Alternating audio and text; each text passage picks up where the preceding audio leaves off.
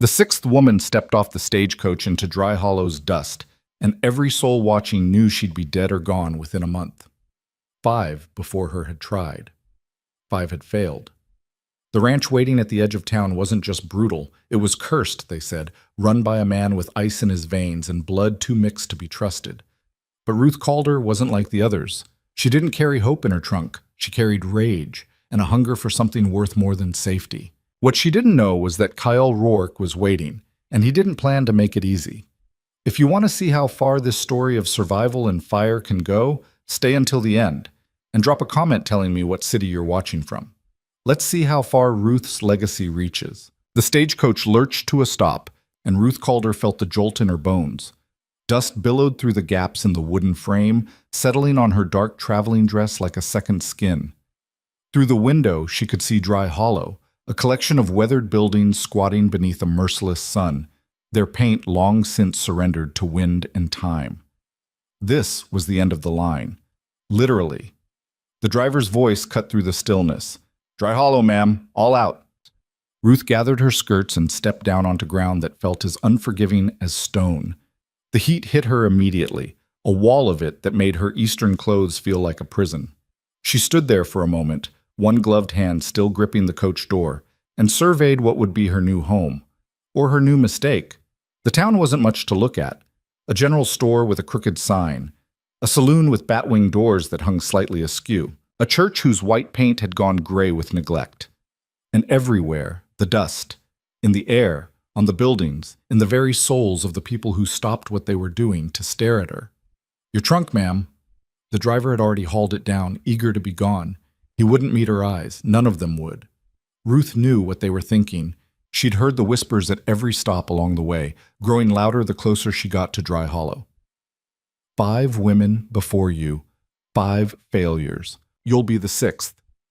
"Thank you." She pressed a coin into his palm, more than the fare required. His surprise was almost worth it. The stagecoach pulled away in a cloud of dust, and Ruth was alone. She stood in the center of the street, her trunk at her feet, and waited. The advertisement had been clear. Transportation to the ranch will be provided upon arrival. What it hadn't mentioned was how long she'd have to stand here, being watched like a curiosity in a circus. An older woman emerged from the general store, wiping her hands on her apron. Her face was weathered, carved by years of frontier life into something both hard and sad. "You're the new one, then?" It wasn't a question. Ruth Calder. She didn't extend her hand. Something in the woman's posture told her it wouldn't be accepted. "Martha Yates. I run the store." Martha's eyes traveled over Ruth, taking in every detail. The quality of her dress despite its somber color, the straightness of her spine, the absence of fear in her face. "You know what you're walking into?" A job. A grave, more likely. Martha's bluntness was almost refreshing. 5 women in 2 years. The first one lasted 3 weeks. The second, 10 days. The others, she shook her head. "Well, the pattern's clear enough." Ruth met her gaze steadily. "What happened to them?" "Ran." Martha said it like a verdict. Every last one. Couldn't take it. The isolation, the work, the man himself. Some left in the dead of night. Others made it to town first, begging for passage back east. One made it as far as the church before she broke down crying. But they survived. Martha's expression shifted, something like respect flickering in her eyes. "You're asking the right questions, at least." "Yes, they survived. Cale Rourke might be hard as iron and twice as cold, but he's never laid a hand on any of them. Didn't have to. The ranch does his breaking for him. Then I suppose I should be grateful he's not also a brute." A harsh laugh escaped Martha. "You've got spine, I'll give you that, but spine won't keep you warm when winter comes and you're 10 miles from another living soul. Won't help when the work breaks your back and the silence drives you mad." Ruth looked past her toward the edge of town where the land rose in dusty hills. "I didn't come here looking for easy, Mrs. Yates."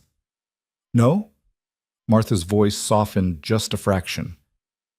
"Then what did you come looking for?" Before Ruth could answer, a sound cut through the afternoon heat, hoofbeats, steady and purposeful.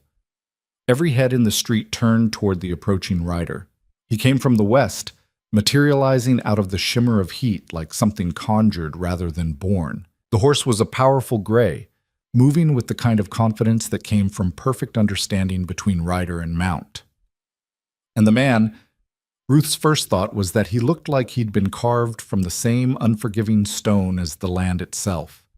Kyle Rourke sat the saddle with unconscious ease, his body moving with the horse's rhythm as if they were a single creature. He wore a wide-brimmed hat that shadowed his face, but she could see enough: the strong jaw, the sharp cheekbones, skin bronzed by sun and marked by heritage that this town would never fully accept. His clothes were worn but well-made, practical, free of ornamentation. He brought the horse to a stop 10 feet from where Ruth stood, and for a long moment he simply looked at her. The silence stretched, broken only by the creak of leather as the horse shifted its weight. Then he dismounted in one fluid motion, and finally, she could see his face clearly. His eyes were the color of winter sky, a pale, startling gray that seemed to see through pretense and polish straight to the bone. There were lines at the corners carved by squinting into sun and wind. His mouth was set in a line that suggested smiling was a language he'd forgotten, if he'd ever known it at all. "Miss Calder." His voice was low, roughened by disuse or preference. "I'm Cale Rourke." "Mr. Rourke." She didn't curtsy, didn't lower her eyes. "I'm ready to go." Something flickered across his face. Surprise, maybe, or the ghost of it. "You haven't asked about the terms." "I read the advertisement. Room and board plus wages of $15 a month. Work to include cooking, cleaning, mending, and such other tasks as required." She paused. "The compensation is fair for the frontier. The isolation is mentioned, and the previous—" She chose her words carefully. "Departures are a matter of public record." "And you came anyway." "I came because of them, Mr. Rourke, not in spite of them." Ruth met his gaze without flinching. "Those women left because they expected something other than what they found. I have no such illusions." Cale's eyes narrowed slightly. "You think you know what you're walking into." "I think I know myself, which is more relevant." For the first time, something that might have been the distant cousin of amusement touched his features. It was gone so quickly, Ruth might have imagined it. "Can you ride?" "No." Another flicker of what? Interest? Respect? It was impossible to read him. "Most lie about that. Say yes, then fall off within 10 minutes and blame the horse." "I see no point in lying about an easily verified fact." "You'll learn then. Can't get around the ranch on foot." He turned to his horse, adjusting the saddle. "For now, you'll ride with me." Ruth's stomach tightened, but she kept her voice level. "That seems improper." "Propriety died about 50 miles back, Miss Calder. Out here, we deal in practicality." He gathered the reins and swung back into the saddle with that same effortless grace. "Your trunk will follow with the supply wagon tomorrow. Bring what you need for tonight." She had a small carpet bag with essentials. Martha Yates, still watching from the porch of her store, called out, "You change your mind, girl. You come straight back to town. I'll find you a place." Ruth nodded her thanks, then turned back to Kael. He'd moved the horse closer and now extended his hand down to her. She looked at it, weathered, scarred across the knuckles, strong, and then up at his face. This was the moment, the first test. She took his hand. His grip was firm, impersonal, as he pulled her up behind the saddle with more strength than effort. "Hold on to the saddle rim. Don't grab at me unless you're falling." "Understood." He clicked his tongue and the horse moved forward, and Dry Hollow began to fall away behind them. The ride was silent for the first mile. Ruth focused on keeping her seat, on the rhythm of the horse's movement, on not thinking about how close she was to a man she'd met mere minutes ago. The land stretched out in all directions, rolling hills covered in dry grass, scattered stands of cottonwood marking where water ran, and everywhere the endless sky, so big it made her feel like an insect. "You from back east?" It wasn't a question. Kael's voice carried back to her over the sound of hoofbeats. "Boston. Long way to come for work." "Perhaps I was looking for a long way to come." He was quiet for a moment, processing that. "Running from something." "Aren't we all, Mr. Rourke?" His shoulders tensed slightly, the only indication he'd heard her. "The ranch isn't a hiding place, Miss Calder.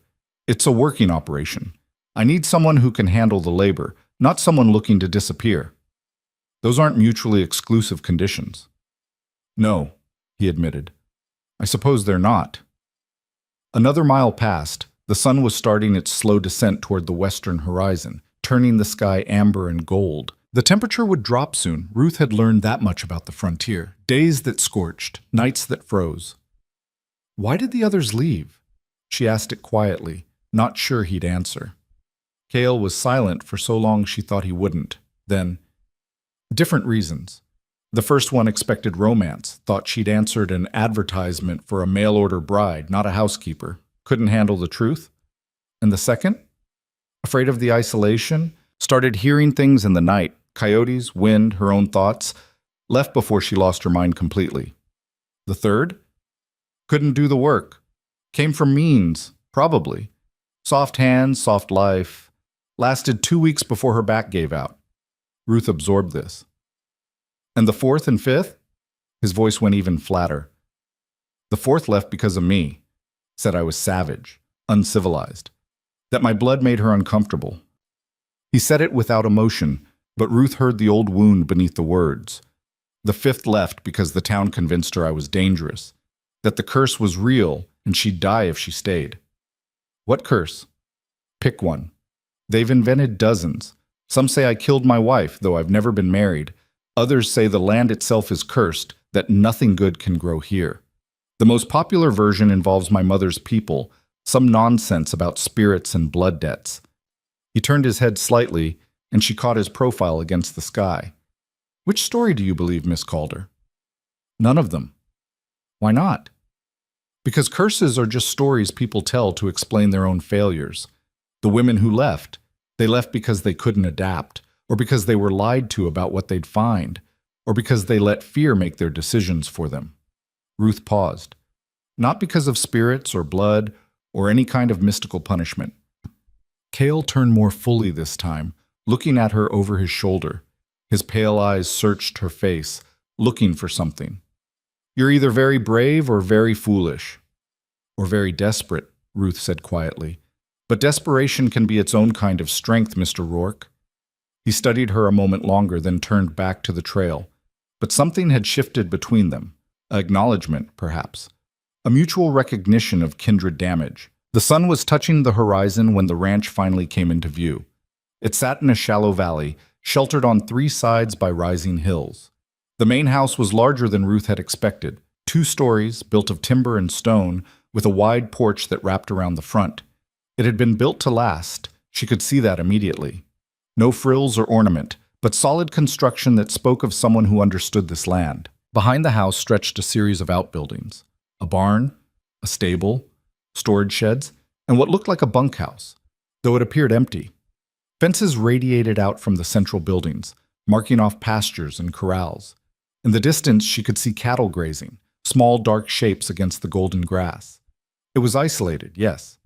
Harsh, certainly. But there was something almost beautiful about it too, a kind of stark honesty that Ruth found herself responding to. The house is sturdy, Cale said as they approached. Roof doesn't leak, windows all have glass. Your room is upstairs, second door on the right. Well is behind the house, water's clean and cold. Outhouse is between the house and barn. He pulled the horse to a stop near the porch. Kitchen's stocked, but supplies come in on the 1st of each month. You'll need to plan accordingly. He dismounted first, then turned to help her down. Ruth slid from the horse, grateful to be back on solid ground even if her legs felt shaky. There are chickens for eggs, and I keep a milk cow. Cale was already moving, leading the horse toward the barn. You'll be responsible for both, plus the garden plot, though there's not much growing this time of year. Breakfast at dawn, dinner when the work's done. I'm not particular about food, but I expect it regular. Ruth followed him, taking in every detail. The yard was clean, well maintained. The buildings showed care despite their weathering. This wasn't the home of a savage or a madman. This was the work of someone who took pride in what they'd built. Questions? Cale glanced back at her. About 100, but Ruth chose the most practical one. What happened to the workers? The bunkhouse looks empty. Had a few hands, but they moved on. Winter's coming, and there's not enough work to justify keeping them through the cold months. Come spring, I'll hire new ones for calving season. So it's just the 2 of us. That a problem? Just establishing facts, Mr. Rourke. He stopped in the barn doorway, turning to face her fully. In the fading light, his features were all shadow and angle. Let me establish some facts for you, Miss Calder. This ranch is my life's work. Everything I have is in this land, these buildings, that herd. I need someone who can handle the domestic work so I can focus on keeping this operation alive. I'm not looking for companionship, romance, or anything beyond competent labor. If you can provide that, we'll get along fine. If you can't, there's no shame in leaving. The others proved that much. Ruth held his gaze. I didn't travel 1,000 miles to run at the first hardship, Mr. Rourke. You'll have your competent labor. What you do with it is your business. Something crossed his face. Approval, maybe? Or at least a grudging acceptance. Fair enough. Go on up to the house. I'll be in after I tend to the horse. Ruth walked back across the yard as dusk settled over the ranch. The air was already cooling, and she pulled her shawl tighter around her shoulders. Behind her, she could hear Kyle moving in the barn, the low murmur of his voice as he spoke to the horse. The house was unlocked. Of course it was. Who would rob a place this isolated? She pushed open the door and stepped inside. The main room was larger than expected, with a stone fireplace dominating one wall. Simple furniture, a table, chairs, a worn settee. Clean, she noted with some relief. Sparse, but not neglected. A doorway led to what must be the kitchen, and a staircase rose along the right wall to the second floor. Ruth climbed the stairs, her hand trailing along the smooth wooden banister. The second door on the right, he'd said. She pushed it open. The room was small but adequate. A bed with a simple frame, a washstand with a basin and pitcher, a chest of drawers, a chair by the window. The window itself looked out over the front yard and beyond to the hills, now going purple in the twilight. She set down her carpet bag and sat on the edge of the bed. The mattress was thin but clean, the blankets worn but sufficient. This was her space now, her room in her new life. Ruth closed her eyes and let herself feel, just for a moment, the weight of what she'd done. The bridges burned, the distance traveled, the enormous risk she'd taken on nothing but determination and the belief that anything, even this, had to be better than what she'd left behind. A sound from downstairs brought her back to herself. Kyle had come in. She could hear his boots on the floorboards, the creak of the kitchen door. Time to begin. Ruth stood, smoothed her dress, and went down to meet her new life head-on. She found him in the kitchen, setting a fire in the stove. He'd removed his hat, revealing dark hair shot through with silver at the temples, despite what she guessed was an age somewhere in his mid-30s. He glanced up as she entered. Stove's temperamental, needs kindling laid just so, or it'll smoke you out. He demonstrated, his movements economical and sure. Fire'll be ready in a few minutes. What would you like for dinner? He straightened, wiping his hands on his trousers. There's salt pork in the larder, beans, some potatoes. Nothing fancy. I wasn't expecting fancy, Mr. Rourke.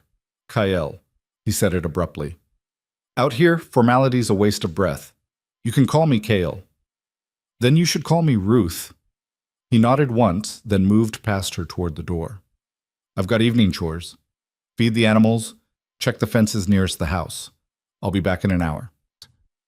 And then he was gone, leaving Ruth alone in the kitchen of a strange house, 1,000 miles from everything she'd known, about to cook dinner for a man who was little more than a stranger, but would be her only human contact for the foreseeable future.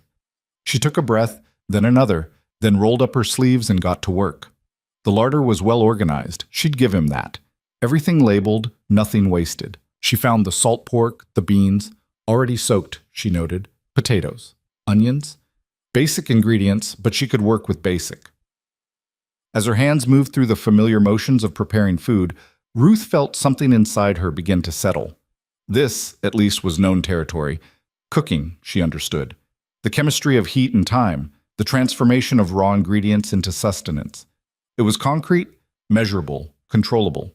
Unlike everything else in her life right now, the stove began to heat, and she adjusted the damper the way Kyle had shown her. Set the pot of beans onto simmer. Sliced the pork, diced the potatoes and onions. The kitchen filled with the smell of cooking food, and despite everything, the uncertainty, the isolation, the strangeness, Ruth felt a small spark of something that might have been hope. She could do this. She could learn this land, master this work, prove everyone wrong.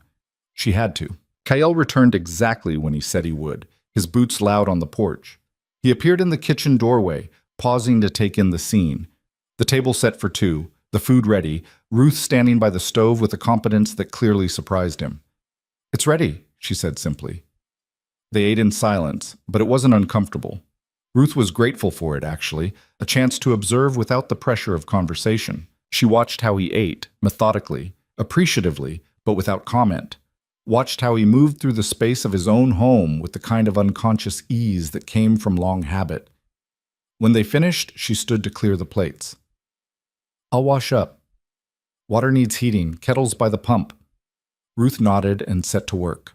Behind her, she heard Kyle rise from the table, the scrape of the chair, his footsteps moving toward the front room. By the time she finished cleaning the kitchen, full darkness had fallen. Through the window, she could see nothing but blackness and the faint glitter of more stars than she'd ever imagined existed. The isolation hit her then, truly hit her. The enormous distance between herself and any other human being besides the silent man in the next room. She found him sitting by the fireplace, which he'd lit against the growing cold. He had a ledger open on his lap, a pencil in his hand, but he wasn't writing, just staring into the flames. "Mr. Rourke, Kyle." She corrected herself. "What time should I have breakfast ready?" "Dawn. Around 5:30 this time of year." "I'll need to know where everything is. The chicken coop, the garden, the cow." "I'll show you tomorrow, after breakfast." He closed the ledger. "You should get some rest. Days start early here." It was a dismissal, gentle but firm. Ruth nodded. "Good night, then." "Ruth." He stopped her as she reached the stairs. She turned back. He was looking at her with that same searching expression from earlier, like he was trying to solve a puzzle. "Why did you really come here? And don't give me that line about needing work. A woman with your speech, your bearing, you had options." She could lie. Should lie, probably. But something in his directness demanded the same in return. "Because I needed to be somewhere no one knew me. Somewhere I could be only what I proved myself to be, not what I was born to or what mistakes had defined me." Ruth met his eyes. "You're not the only one running from whispers, KL. The difference is, I chose to run toward something instead of just away." For a long moment, he said nothing. Then, "Fair enough, but out here, proving yourself isn't done with words. It's done with sweat and blood, and not breaking when everything in you wants to." "I understand. Do you?" He stood, moving closer. Not threatening, but intense. "The women who left, they weren't weak. They were sensible.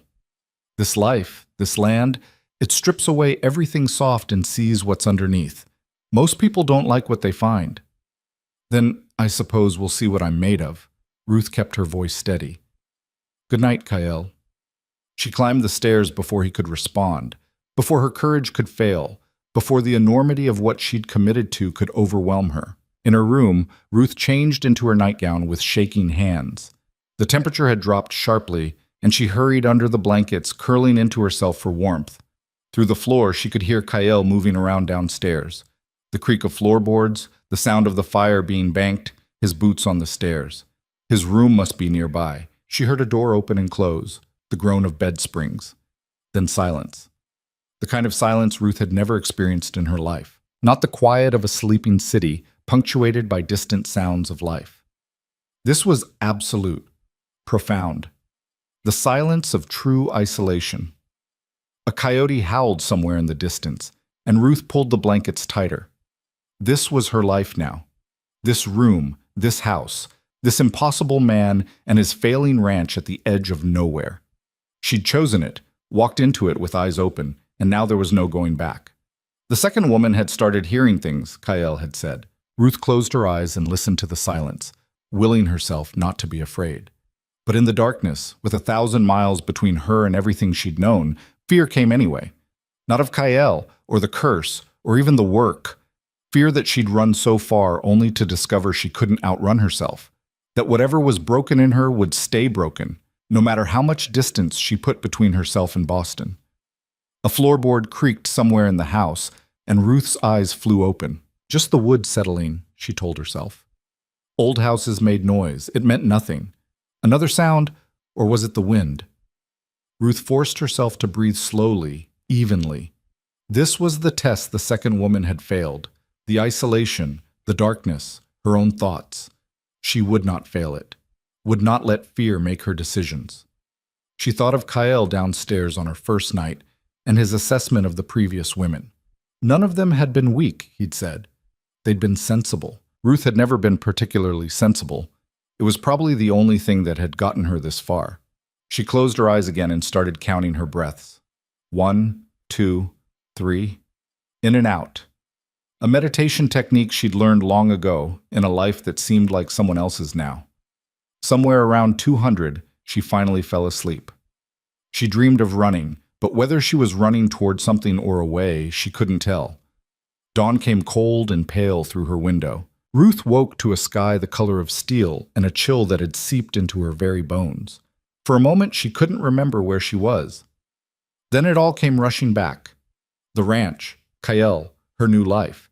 She dressed quickly in the freezing air, her fingers clumsy with cold. When she made it downstairs, she found Kyle already in the kitchen, the stove lit, coffee brewing. "You're late," he said without looking at her. "Sun's been up 10 minutes. Ruth checked the window. The barest hint of light touched the eastern horizon. "I'll do better tomorrow." "See that you do." He poured himself coffee in a battered tin cup. "Help yourself, then come outside. I'll show you the routine." The coffee was strong enough to strip paint, but it was hot, and Ruth was grateful for it. She gulped down half a cup, then followed Kyle out into the bitter morning. The next hour was a blur of information. The chicken coop. Here's how you collect eggs without getting pecked. The cow. Bessie, gentle but stubborn, needs milking twice a day. The garden plot, mostly fallow now, but these few hardy vegetables need tending. The well, the rope phrase. He needs to replace it. Be careful until he does. Ruth's head spun with details, but she committed each one to memory. This was survival. This was proving herself. "Breakfast after morning chores," Kyle said as they walked back toward the house, both carrying buckets, Ruth's full of eggs, his of fresh milk. "Then I'll be riding out to check the herd. You'll have the house to yourself for most of the day." "What needs doing?" "There's mending in the basket by the fireplace. Some of the window frames need fresh putty before winter. The putty's in the shed, and the spare room upstairs could use cleaning if you're ambitious." It was a test, Ruth realized. See how much she could accomplish without supervision. See if she'd slack off when he wasn't watching. She spent the morning working like a woman possessed. Made breakfast, more salt pork, eggs, biscuits from scratch. Cleaned the kitchen until it gleamed, tackled the mending with methodical precision, even though her fingers were more accustomed to needlepoint than patching work clothes. Started on the window frames, learning as she went how to apply the putty, smooth it, make it seal properly. By noon, her back ached and her hands were cramping, but she'd made visible progress. The house looked better, felt better. She'd left her mark on it. Ruth made herself lunch from the leftovers, then went upstairs to tackle the spare room. It was full of odds and ends, pieces of furniture, crates of who knew what, a thick layer of dust over everything. She opened the window to let in fresh air and got to work. That's where Kyle found her 3 hours later, covered in dust, dragging a heavy trunk toward the door. "What are you doing?"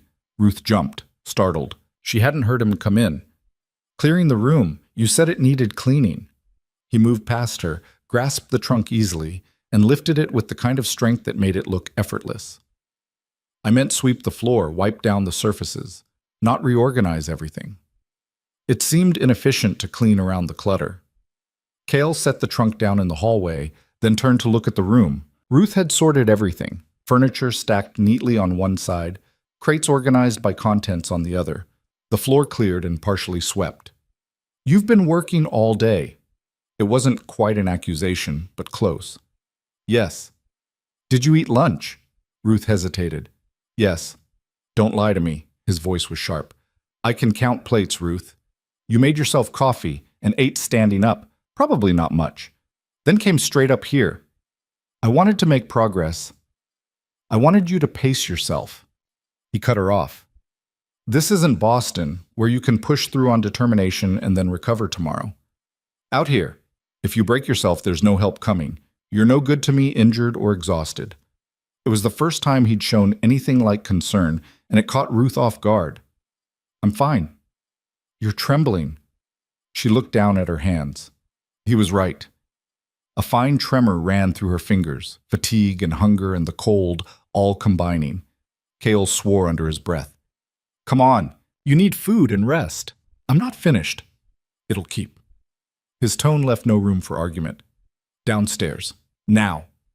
Ruth wanted to protest, to prove she was stronger than this, but her body betrayed her. A wave of dizziness made her sway, and Kyle's hand shot out to steady her. Stubborn doesn't mean strong, he said quietly. That's a lesson you need to learn quick. He guided her downstairs, his hand firm on her elbow. Sat her at the kitchen table like she was something fragile, which rankled. But when he set food in front of her, bread, cheese, leftover pork, her body overrode her pride and she ate. Kyle watched her from across the table, his expression unreadable. When she finally slowed down, he spoke. The others pushed too hard at first, too, tried to prove themselves. But this land doesn't care about your pride, Ruth. It only cares if you can last. I can last. Maybe. He stood, clearing the plates. But not if you kill yourself in the first week trying to impress me. I'm not trying to impress you. No? He turned to look at her. Then what are you trying to do? Ruth met his eyes. Survive. On my own terms. Something in his expression softened, just fractionally. Then you need to be smart about it. Work hard, yes, but work sustainable. Can you do that? She nodded, too tired to argue anymore. Good. Kale moved to the door. I've got evening chores. You rest. I'll handle dinner tonight. That's not a negotiation. He was already gone. Ruth sat at the table as the afternoon light faded, feeling the exhaustion in every muscle, every bone. Her pride stung. She hated being weak, hated needing help, hated that he'd been right about her pushing too hard. But underneath the sting was something else, something that felt almost like relief. For the first time in years, someone had noticed she was struggling and actually done something about it. Not lectured her, not judged her, but just helped. It was such a foreign concept that Ruth didn't know what to do with it. When Kyle returned an hour later with firewood and the makings of dinner, she was still sitting there, lost in thought. You fall asleep? He dropped the wood by the fireplace with a clatter. No, just thinking. Dangerous habit. But there was the ghost of humor in his voice. They worked together to prepare dinner, moving around each other in the small kitchen with a tentative choreography. Kale was surprisingly competent with food. Nothing fancy, but he knew his way around a pan and a pot. You cook often? Ruth asked as he stirred something on the stove. Had to learn when the last woman left. Couldn't afford to hire another one right away, so I taught myself the basics. He shrugged. It's just chemistry. Heat plus ingredients plus time equals edible.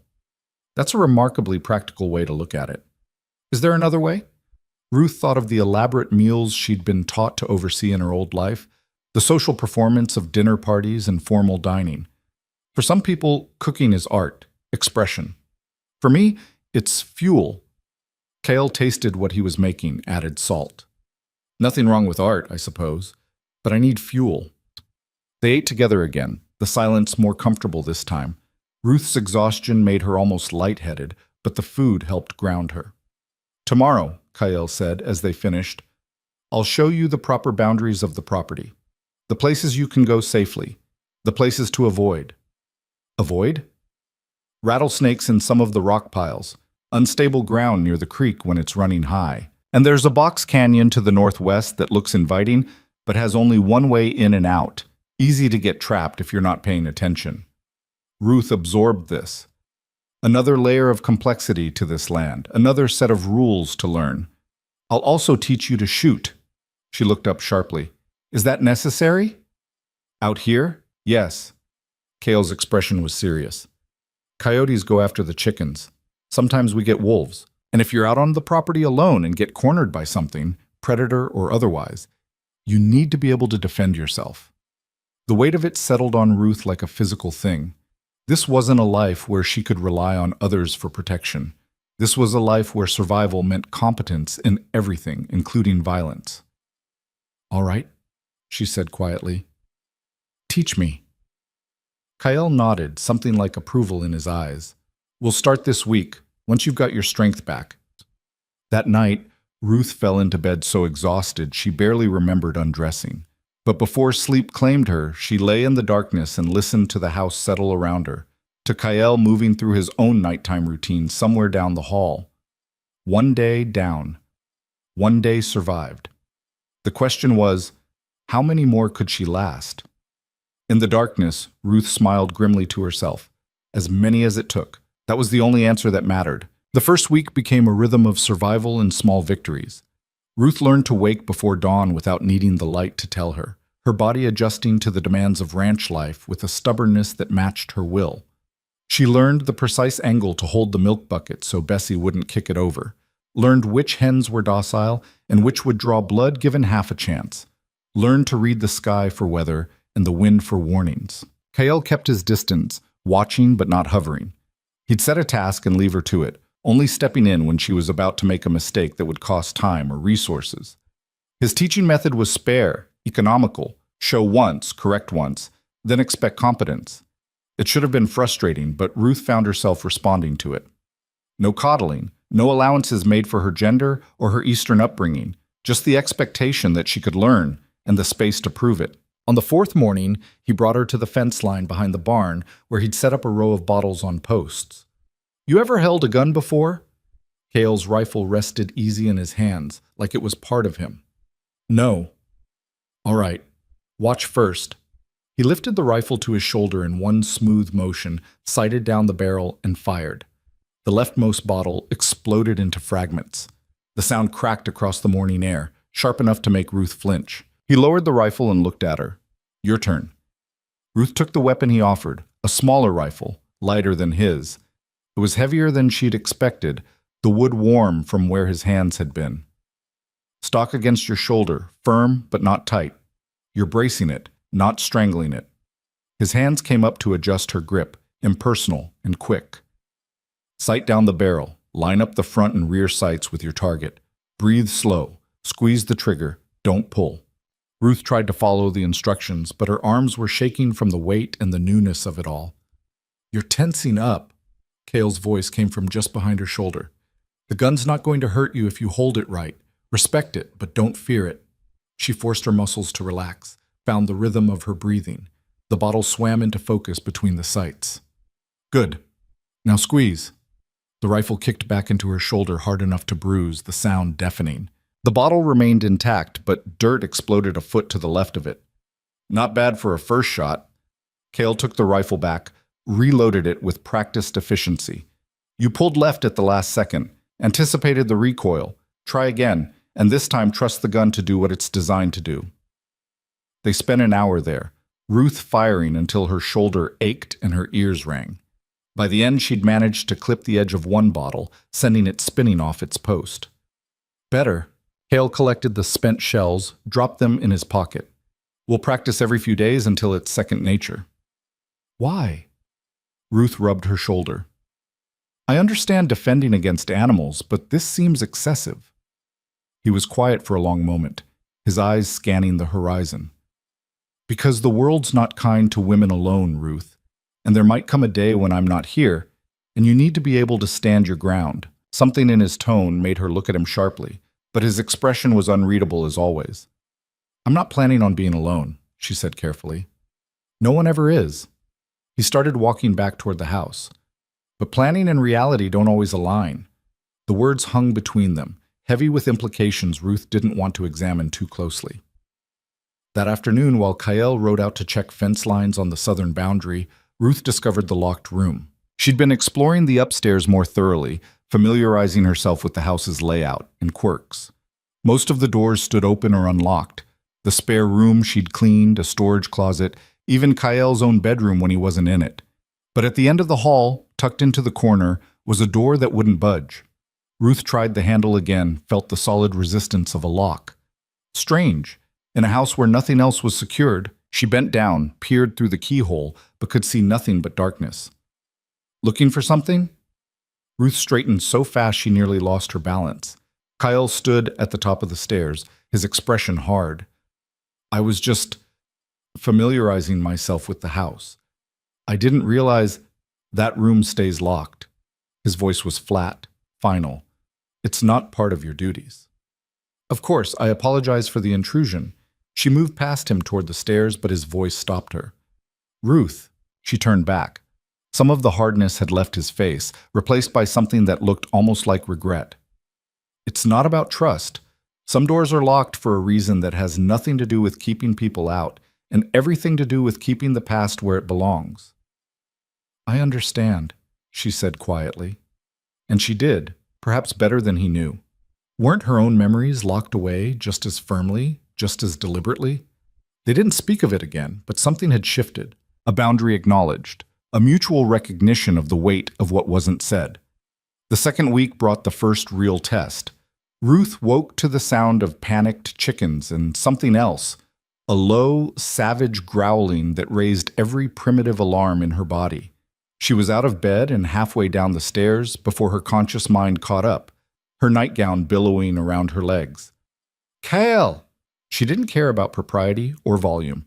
Something's in the chicken coop. His door flew open and he emerged already dressed, rifle in hand. How he dressed so fast she couldn't fathom, but there was no time to wonder. Stay inside, he ordered, already moving. The hell I will. Ruth grabbed the smaller rifle from where it hung by the door, checked it was loaded the way he'd taught her. You said I needed to defend this place too. Cale's eyes met hers, some furious argument playing out in his expression. Then he nodded sharply. Behind me. Don't fire unless you have a clear shot and I'm not in the way. They moved together through the pre-dawn darkness, the growling growing louder. Ruth's heart hammered against her ribs, but her hand stayed steady on the rifle. Fear was acceptable. Freezing was not. The chicken coop was chaos. Feathers everywhere, hens shrieking, and in the middle of it all, a coyote with its jaws locked around one of the birds. Kale didn't hesitate. He fired, the shot precise and clean. The coyote dropped, and the night went suddenly, eerily quiet. Check for others, Kyle said, already moving to secure the coop. They sometimes hunt in pairs. Ruth swept the area with her rifle raised, her eyes straining in the darkness. There, movement by the fence line. She tracked it, waiting, and a second coyote materialized from the shadows, yellow eyes gleaming. It saw her at the same moment she saw it. They froze, predator and prey, each assessing the other. Ruth. Kale's voice was low, careful. You have the shot? The coyote's muscles bunched. It was going to run or attack, and Ruth had seconds to decide which and how to respond.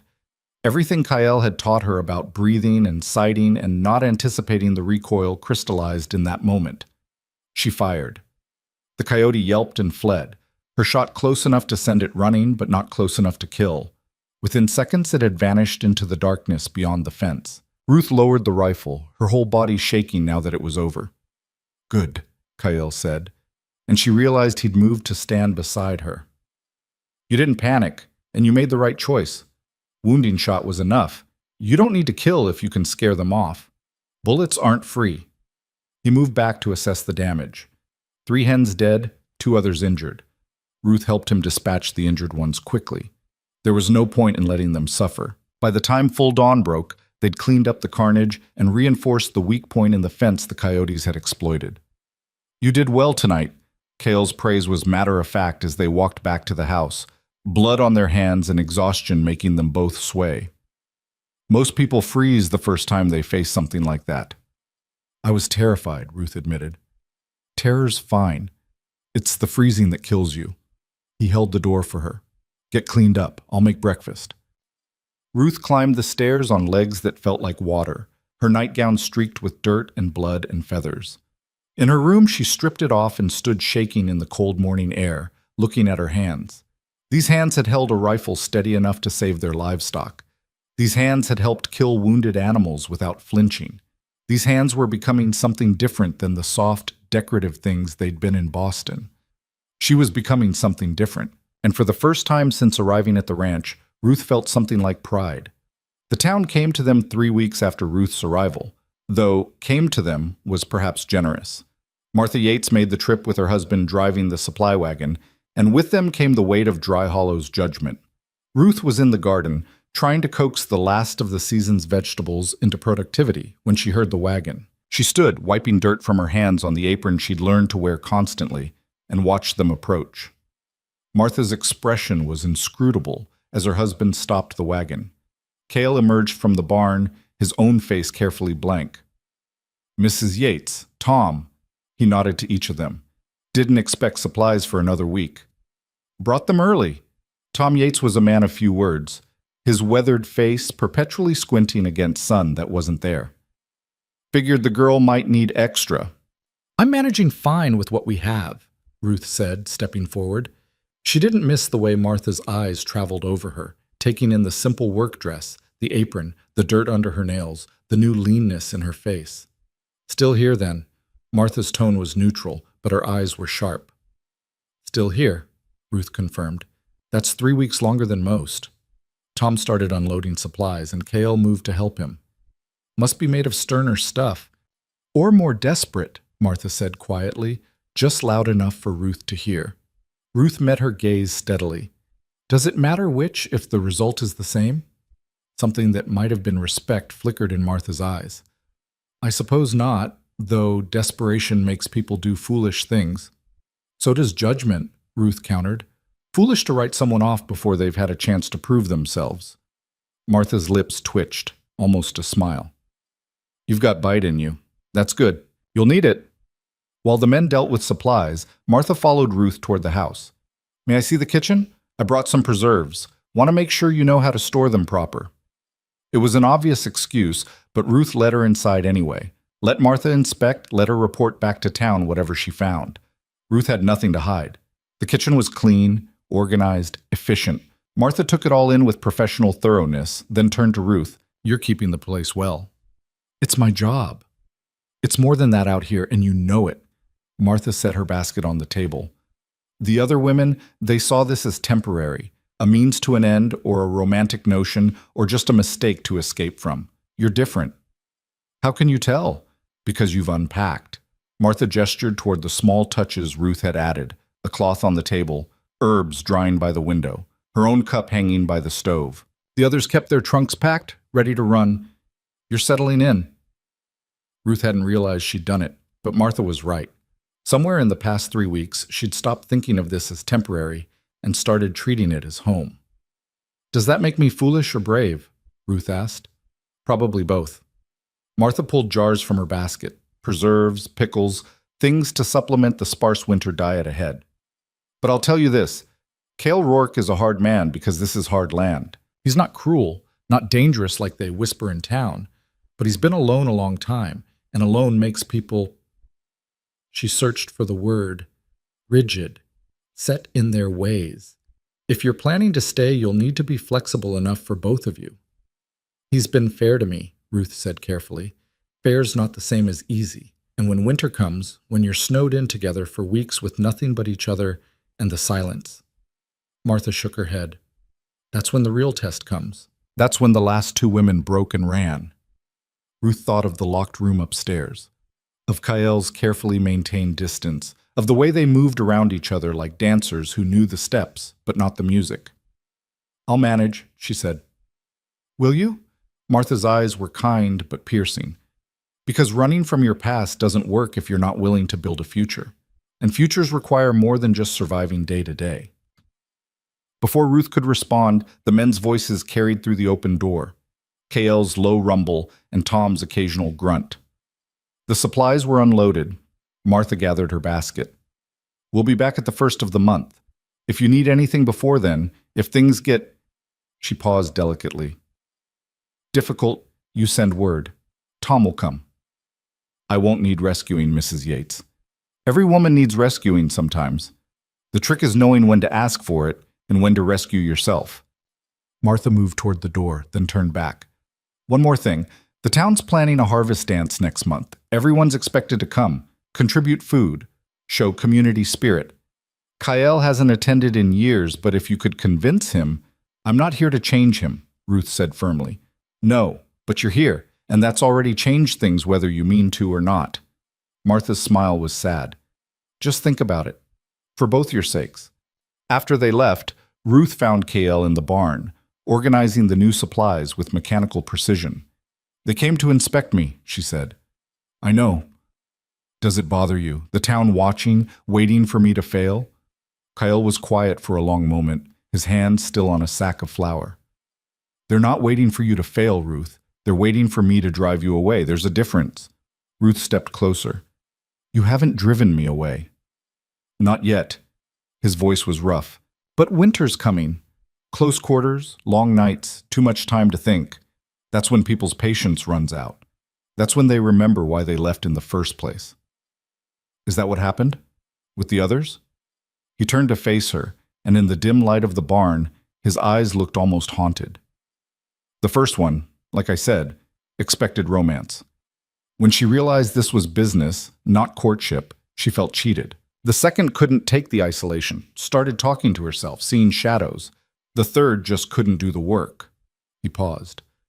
But the fourth and fifth, they left because of who I am, what I am. Half native, Ruth said quietly. My mother's people were Lakota. My father was a trapper, Irish, mean as a snake when he drank. He died when I was young. My mother raised me on the reservation until she passed. Then I came here, bought this land with money I'd saved, built this ranch with my own hands. His jaw tightened. But the town sees my mother's blood and decides that makes me savage, dangerous, cursed. And the women you hired believed them. Eventually, the fourth lasted 2 months before the whispers got to her. Started seeing every normal thing as evidence of the curse. A cow died. Must be evil spirits. A storm came through.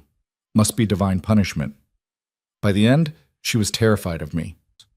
His voice went flat. The fifth didn't even make it that long. Town convinced her I'd murdered my wife, a wife I've never had, and she fled in the night without even collecting her wages. Ruth felt something fierce and protective rise in her chest. That's monstrous, the town's treatment of you. It's reality. Cale turned back to his work. And it's not going to change because you disapprove. If you stay, Ruth, you'll be painted with the same brush. The woman who lives with the savage. The woman who doesn't know better or doesn't care. Your reputation will suffer. My reputation was already destroyed, Ruth said quietly. That's why I'm here. His hand stilled. What happened to you back east? Ruth had known this question would come eventually, had rehearsed various answers, various levels of truth, but standing here in the barn with this man who'd been honest about his own wounds, she found she couldn't lie. I was engaged, to a man from a good family with prospects and connections, everything my father wanted for me. Her voice was steady, clinical. 3 months before the wedding, I discovered he was already married, had been for years. I was to be his mistress with a prettier title. Kael's expression darkened. And your family? Blame me for not knowing sooner, for embarrassing them when I called off the engagement without explaining why, because explaining would have caused scandal. Ruth's laugh was bitter. My father gave me a choice, marry someone else quickly and quietly, or leave. I chose to leave. That took courage. It took desperation. There's a difference. Ruth met his eyes. So you see, Kael, I understand about reputations built on lies, about being judged for things beyond your control, and I understand about choosing survival over comfort. For a long moment, they stood in the dusty light of the barn, two people shaped by different cruelties into complementary scars. The harvest dance, Kael said abruptly. Martha mentioned it? She did. I don't go. Haven't in years. She said as much. But if you want to go, I'll take you, let you see the town, meet people. You don't have to be as isolated as I choose to be. Ruth considered this carefully. If I go, we go together. I'm not interested in being paraded around as the latest curiosity. Something that might have been relief crossed his face. Then we don't go. I didn't say that. Ruth moved closer. I said if we go together, as partners. Let them see that you're not alone anymore and that I'm not afraid. It'll make things harder for you. Things are already hard. At least this way we choose how to face it. She held his gaze. Unless you'd rather I hide away, pretend I'm just hired help with no stake in how this town sees you. You are just hired help. Am I? Ruth challenged. Because it seems to me I've bled for this place, fought for it, defended it. That makes me more than just someone who cooks your meals. Kyle stared at her, and Ruth watched the internal battle play out on his face. Control versus trust, isolation versus connection, the safety of keeping everyone at arm's length versus the risk of letting someone in. "We'll go," he said finally, "to the dance, together." It felt like a victory, small but significant. Ruth nodded. "Then I'll need to know how to make something worth contributing. What do people bring to these things?" "Pies, usually, cakes, whatever preserves or goods they can spare." He paused. "Can you bake?" "I can learn." The ghost of a smile touched his mouth. "That seems to be your answer to everything." "It's worked so far." The next 2 weeks were a flurry of preparation. Ruth learned to bake in the temperamental stove, ruining her first 3 attempts at pie crust before finally mastering the technique. Kyle brought her apples from a wild tree on the northern boundary, and she made preserves, filling the house with the smell of cinnamon and sugar. They worked side by side more now, the initial wariness giving way to something like companionship. Kale taught her to ride, patient through her failures and generous with his rare praise when she succeeded. Ruth began to understand the land the way he did, reading weather in the clouds, understanding the patterns of the animals, knowing which fence lines needed constant attention and which held firm. But underneath it all, Ruth felt the weight of what Martha had said. Winter was coming, and with it, the real test. Already the nights were colder, the days shorter.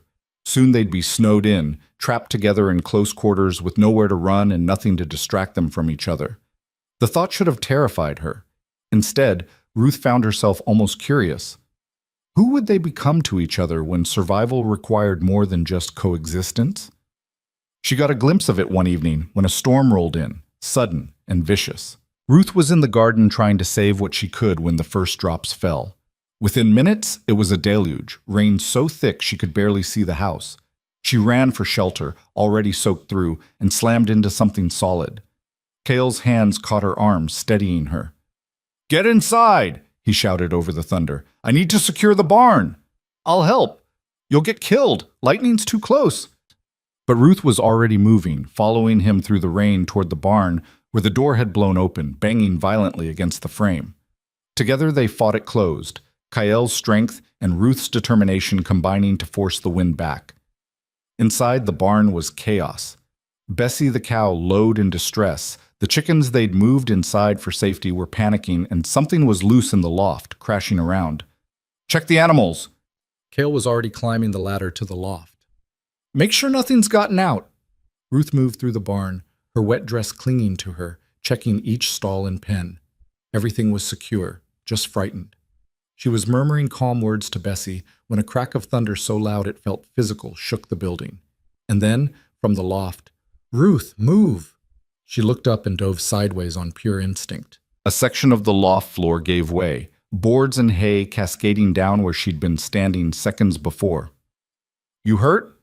Kale was down the ladder faster than should have been possible, his hands running over her shoulders, her arms, checking for damage. "I'm fine." "What happened?" "Rot in the supports. I've been meaning to fix it, but..." He swore viciously. "You could have been killed." But I wasn't. Ruth caught his hands, stilling their frantic movement. "I'm fine, Kyle." He was breathing hard, and in the dim light of the barn, she could see something raw in his eyes. Fear. Actual fear. "If something happened to you..." He stopped, seemed to catch himself. "Nothing happened," Ruth said quietly. "We're both fine." The storm raged outside, but inside the barn time seemed to suspend. They were still holding hands, still standing too close. The adrenaline and fear and relief all mixing into something neither of them quite knew how to name. Kyle pulled back first, clearing his throat. "Storm should pass in an hour or so. We should wait it out here rather than risk running back to the house." They settled in the hay, backs against the wall, listening to the rain hammer the roof. Somewhere in the comfortable silence, Ruth's eyes began to close. She woke to find her head on Kyle's shoulder and his coat draped over her for warmth. The storm had passed, leaving the world clean and new in its wake. Kale was still awake, staring at nothing, his expression unguarded in a way she'd never seen. "How long was I asleep?" Ruth's voice was rough. "Hour, maybe." He didn't move away. "You were exhausted." "You could have woken me." "You needed rest more than I needed conversation." Ruth sat up and immediately missed the warmth of him. Thank you for the coat. Don't thank me for basic decency. But his voice was gentle. They walked back to the house through mud and puddles, the world transformed by the storm. Ruth made hot coffee while Cale changed into dry clothes, and they sat at the kitchen table as dawn began to break. The dance is in 3 days, Ruth said. Are you having second thoughts? Constantly, but he met her eyes. But I gave my word. We can still back out. I won't think less of you. Won't you? Cale's smile was sad. I would. I've spent years hiding from that town, letting their judgment keep me isolated. Maybe it's time to stop running. Ruth thought of her own flight from Boston, from judgment and expectation. Running toward something is different than running away. Is it? Or is that just what we tell ourselves to feel better about being cowards? The bluntness of it hung in the air. Then Ruth laughed, surprising them both. Perhaps we're both cowards then. But at least we're honest cowards. Cale's laugh, when it came, was rusty from disuse, but genuine. I suppose there's something to be said for that. The night of the harvest dance arrived with unseasonable warmth and a sky full of stars. Ruth dressed in her best remaining dress, dark green with modest trim, nothing fancy but respectable. When she came downstairs, she found Kyle waiting in clothes she'd never seen him wear, clean trousers, a pressed shirt, even a string tie. He looked uncomfortable and handsome in equal measure.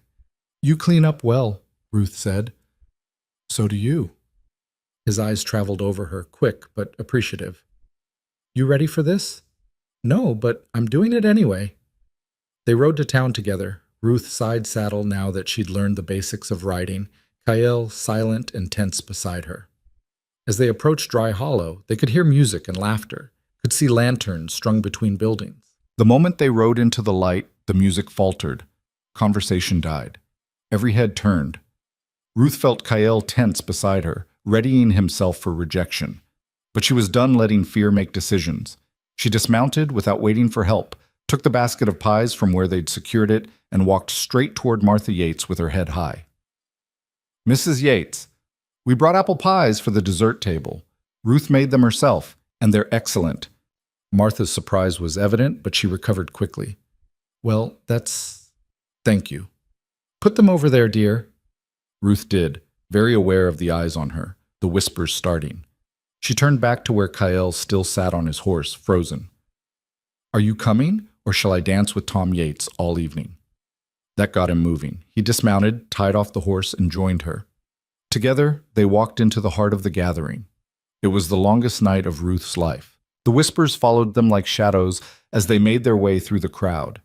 Ruth kept her chin high, her hand light on Kyle's arm, refusing to give them the satisfaction of seeing her falter. She could feel the weight of every stare, could hear the fragments of conversation that weren't quite quiet enough. Lasted longer than the others, I'll give her that. Poor thing doesn't know what she's gotten into.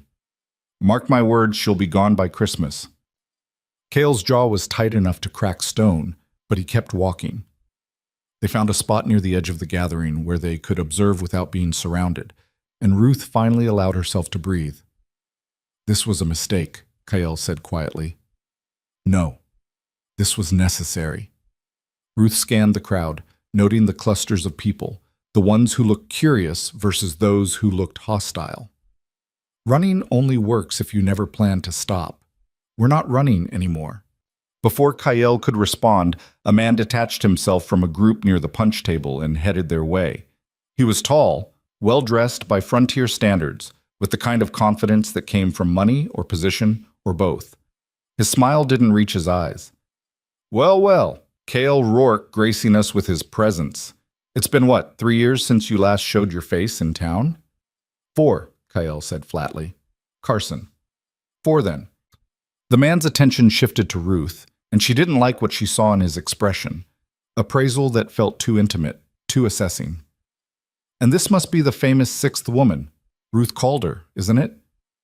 Miss Calder, Ruth corrected, her voice cool. And you are? Jacob Carson. I own the bank and half the businesses in this town. He said it like it was an achievement worth celebrating.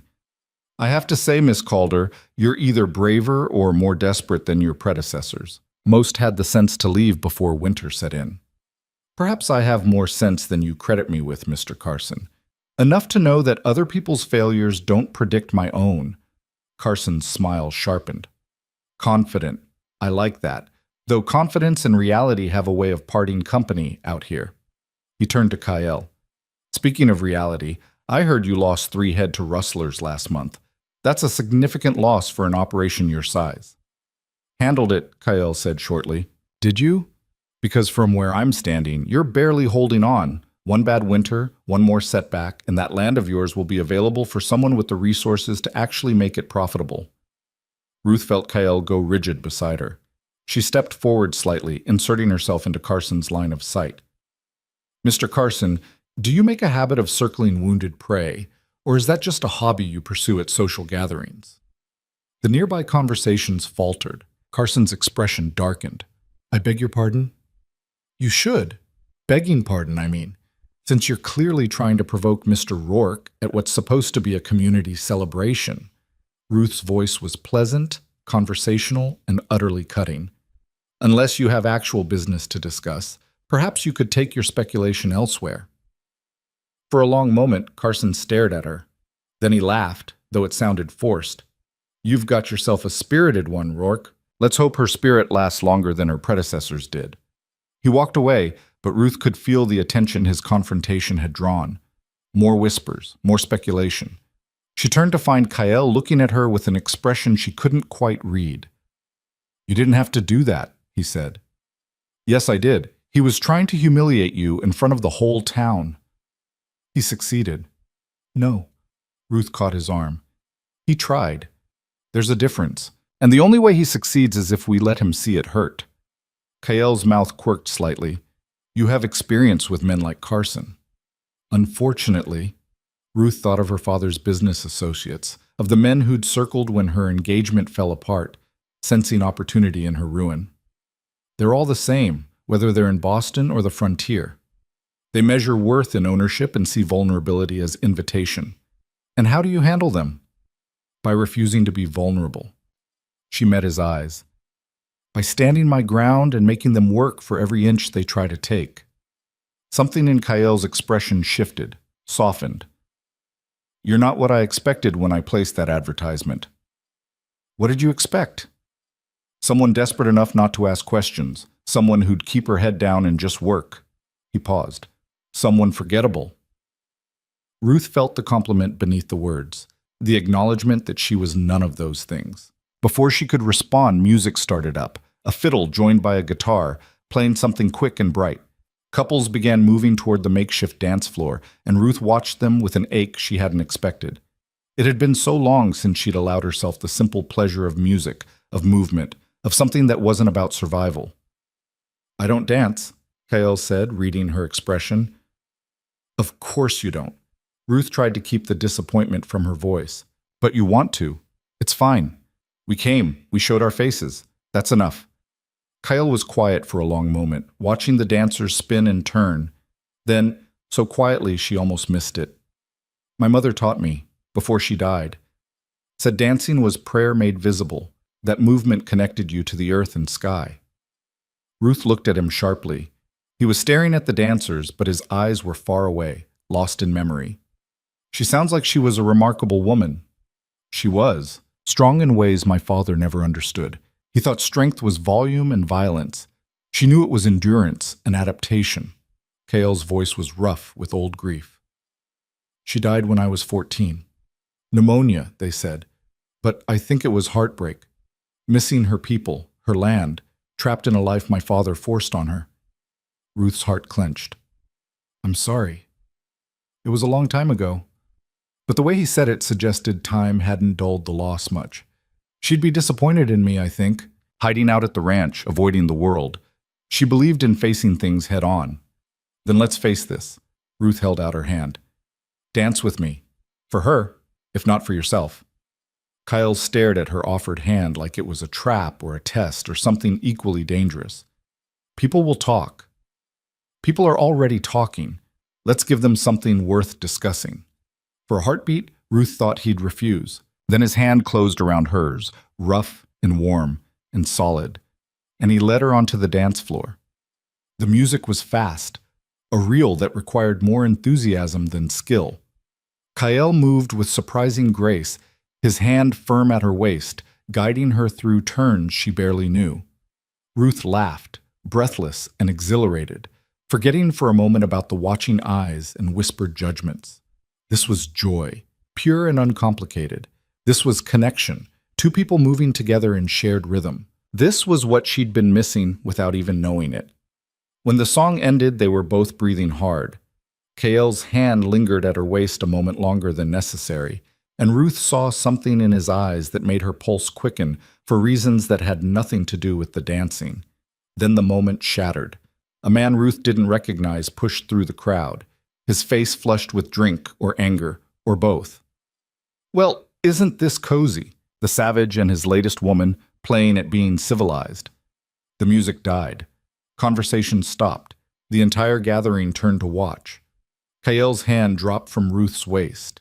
His expression went cold and distant, all the warmth from moments before extinguished like a candle in wind. Walk away, Peters. Why should I? This is a public gathering, and I've got a right to speak my mind. Peters swayed slightly, definitely drunk. We all know what you are, Rourke. Know what your mother's people did to good Christian settlers? Blood doesn't wash away that easy. My mother's people fought to protect their land from invaders, Kael said, his voice dangerously quiet.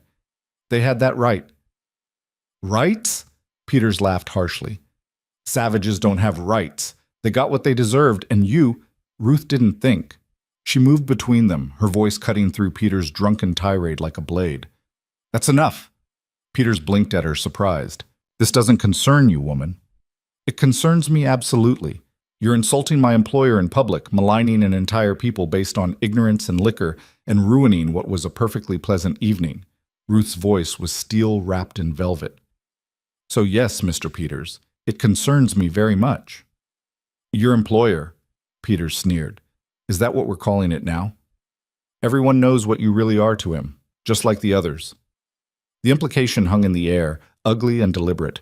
Ruth felt rage rise in her throat, hot and bitter. I am his housekeeper, his employee. Nothing more and nothing less, regardless of what your small mind imagines. She stepped closer to Peters, close enough to smell the whiskey on his breath. And even if I were more, even if there were romance or partnership or anything else between us, it would still be none of your business and certainly none of your concern. You don't know what you're defending, Peters said. The curse is real. Women die out at that ranch. His own kind put a hex on that land, and anyone fool enough to stay, there is no curse. Ruth's voice rang out across the silent gathering. There's only a man trying to build something despite the active hostility of his neighbors. There's only narrow-minded prejudice dressed up as concern. And there's only the cowardice of people who'd rather believe in curses than face their own failures at basic human decency. The silence that followed was absolute. Ruth could feel every eye on her, could sense Kael's tension at her back, could see Martha Yates's shocked expression and Jacob Carson's calculating one. Peter's face went purple with rage. You're as crazy as the others. Give it time, woman. Give it time and you'll see I'm right. He stormed off into the darkness, and slowly, uncertainly, conversation began to resume around them. But it was different now. The evening had turned, gone sour and tense. We should go, Kael said quietly, his hand light on Ruth's elbow. But Martha Yates intercepted them before they could leave. Her expression was complex, equal parts concern and something that might have been admiration. That took guts, girl, she said quietly. Foolish, maybe, but gutsy. I won't stand by and let someone spew hatred unchallenged, Ruth said. No, I don't suppose you will. Martha glanced at Kael, then back to Ruth. But you should know, Peters isn't wrong about the talk, about what people think you are to each other. Let them think what they want, Ruth said tiredly. Their thoughts don't change reality. Don't they? Martha's voice was gentle. Because out here, reputation is reality. And you've just tied yours to his in a way that can't be undone. Ruth understood what she was saying. By defending Kael so publicly, so passionately, she'd confirmed every whisper and suspicion. The town would never see her as just his housekeeper now. She'd be his woman, his partner, his defender, whether that was true or not. I can live with that, Ruth said quietly. Martha studied her for a long moment, then nodded. I believe you can. Question is, can he? She walked away, leaving Ruth to find Kael waiting by the horses, his face unreadable in the lamplight. They rode home in silence, the night air cold against their skin. Ruth replayed the evening in her mind, wondering if she'd made things better or worse, if her defense had helped or merely painted a larger target on both their backs. You didn't have to do that, Kael said finally, his voice rough. What you said to Peters. To all of them. Yes, I did. Why? You barely know me. And now the whole town thinks... I know what they think. Ruth kept her eyes on the dark road ahead. I knew what they'd think the moment I defended you against Carson. I knew, and I did it anyway. Why? He asked again, and this time there was genuine confusion in his voice. Ruth thought about how to answer. She could deflect, could make it about principle or justice or simple human decency. All of that would be true, but incomplete. Because I'm tired of watching good people be torn down by small-minded ones, she said finally. Because I know what it's like to be judged for things beyond your control. And because... She paused, searching for the right words. Because when I look at what you've built, what you've endured, what you keep fighting for despite everything, I see something worth defending. The ranch appeared ahead, a dark shape against the star-filled sky. Kael brought the horse to a stop in the yard, but didn't immediately dismount. My mother used to say that some people are born to stand alone, he said quietly. That they're given strength for solitude because they'll never fit with the crowd. I always thought I was one of those people. Maybe you were. Before. Ruth turned to look at him. But people can change. Circumstances can change. What worked when you were alone might not be what works now. Now that you're here... It wasn't a question, but Ruth answered anyway. Now that I'm here... Kael helped her down from the horse, and for a moment they stood close in the darkness, the warmth of the animal at their backs and the cold of the night pressing in around them. Thank you, he said finally, for tonight, for standing with me. We stand together, Ruth corrected. That's what partnership means. Something flickered in his expression. Surprise, maybe, or recognition. Is that what this is? Partnership? What else would you call it? Kael was quiet for a long moment, studying her face in the starlight. I don't know, but it's more than I expected. More than I thought I'd have again. Again. The word hung between them, heavy with implications. Ruth wanted to ask what he meant, who he'd had before, what he'd lost. But the moment felt too fragile, too new. Instead, she said simply, Get some rest. Morning comes early. She left him with the horse and went inside, her legs shaking from more than just exhaustion. The evening had changed something fundamental between them, had shifted the ground they stood on in ways she couldn't fully articulate yet. Upstairs, Ruth changed into her nightgown and sat on the edge of her bed, replaying the dance in her mind.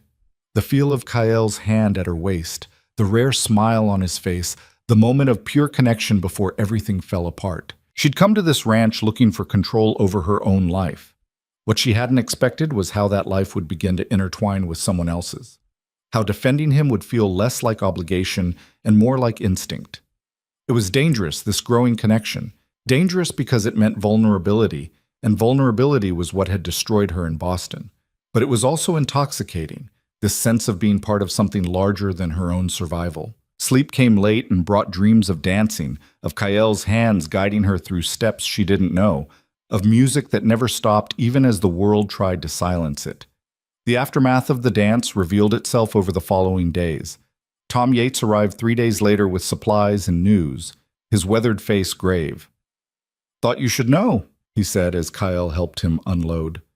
Peters has been talking around town, saying things about Miss Calder. About what she must be doing out here to stay so long.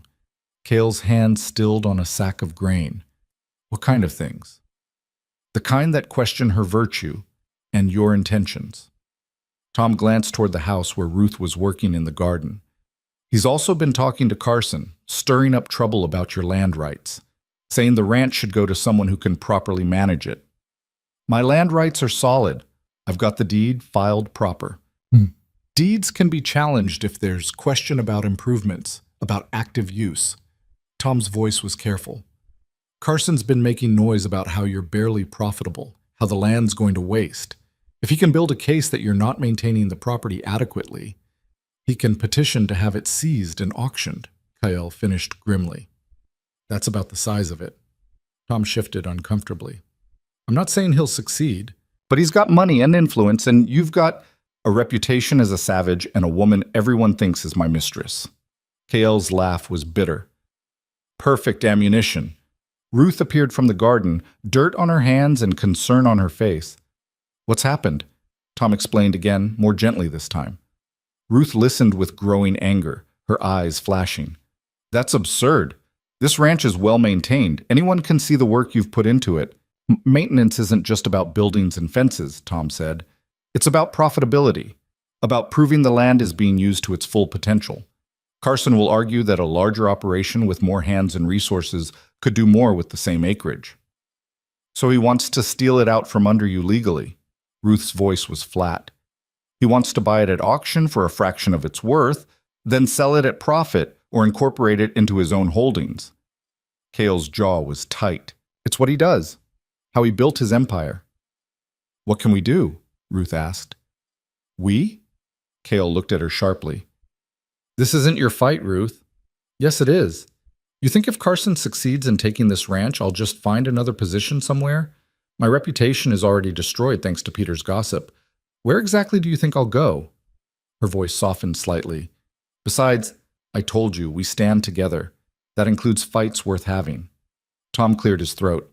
There might be a way. If you could prove increased productivity, expansion of operations, it would make the case for seizure weaker. Show that the land is being actively developed, not just maintained. With what money?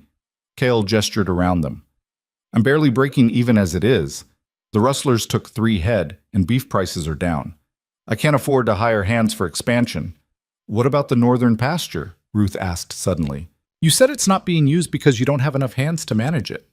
It's too far from the main operation. Would need a line shack, regular patrols, someone dedicated to managing that herd separately. So we build a line shack. We manage it ourselves. Kael stared at her. Do you understand what you're suggesting? That's weeks of hard labor, and then constant work maintaining 2 separate operations. It would mean you're out there alone sometimes while I'm here, or vice versa. I understand perfectly. Ruth met his eyes. I also understand that the alternative is losing everything you've built. So we make it work. Tom watched this exchange with interest, something like approval in his eyes. There's another thing might help. Community standing. If you had allies in town, people willing to vouch for the ranch's value and your management. I don't have allies in town, Kael said flatly. You might have more than you think. Tom glanced at Ruth. What you did at the dance, standing up to Peters, defending Kael publicly, there were folks who admired that. Folks tired of Carson running roughshod over anyone who doesn't fit his vision of what Dry Hollow should be. Admiration doesn't translate to support, Kael pointed out. No, but it's a start. Tom hefted another sack. Martha and I will speak on your behalf if it comes to that. And there are others who might do the same if they see you're serious about making this work. About being part of the community instead of hiding from it. After Tom left, Ruth found Kael in the barn, staring at nothing. You're thinking it's impossible, she said. I'm thinking it's a lot of work for uncertain results. And I'm thinking you're risking your safety and reputation for a fight that might already be lost. Ruth sat beside him on the hay bale, close enough that their shoulders almost touched. Tell me about the northern pasture. What would it really take?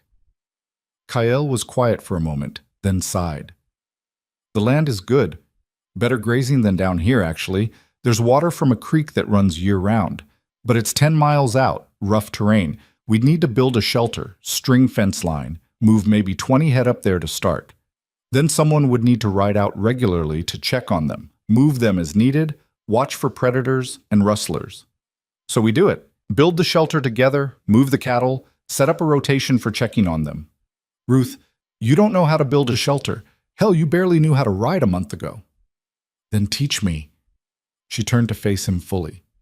You've taught me everything else. Why not this? Because it's dangerous. Because you could get hurt. Because he stopped abruptly. Because what? Kyle stood, pacing the narrow confines of the barn. Because I've already lost too much to this land. I won't lose you too. The admission hung in the air between them, raw and unplanned. Ruth's breath caught. You won't lose me, she said quietly. I'm not the others, Kale. I don't scare easy, and I don't run. Everyone runs eventually. Then I suppose I'm not everyone. Ruth stood, moving to stand in his path. I understand you're afraid. After everything that's happened, everyone who's left, I understand why trust doesn't come easy. But I need you to hear me. I am staying. Whether we fight Carson or not, whether we build the line shack or not, I am staying.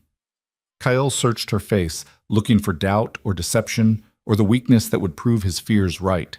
But Ruth met his gaze steadily, letting him see the determination that had brought her 1,000 miles to stand in this barn having this conversation. Why? He asked finally, his voice rough. Why does it matter to you this much? Because for the first time in my life, I'm building something instead of running from something.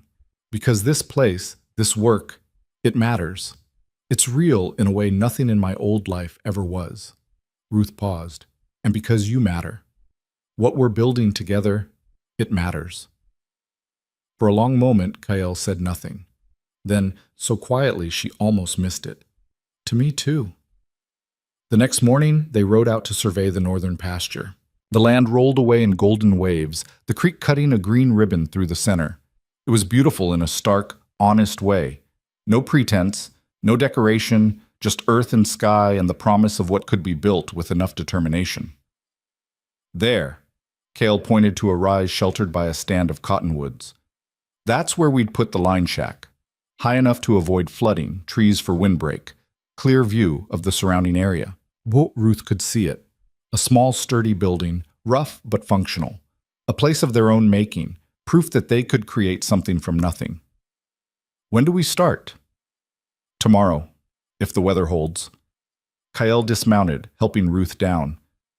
It'll take 2, maybe 3 weeks to build. Hard work, long days. I'm not afraid of hard work. No. His slight smile was almost fond.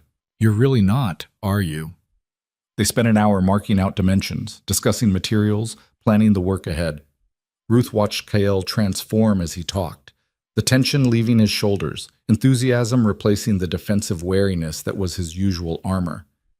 This was who he was beneath the scars, she realized.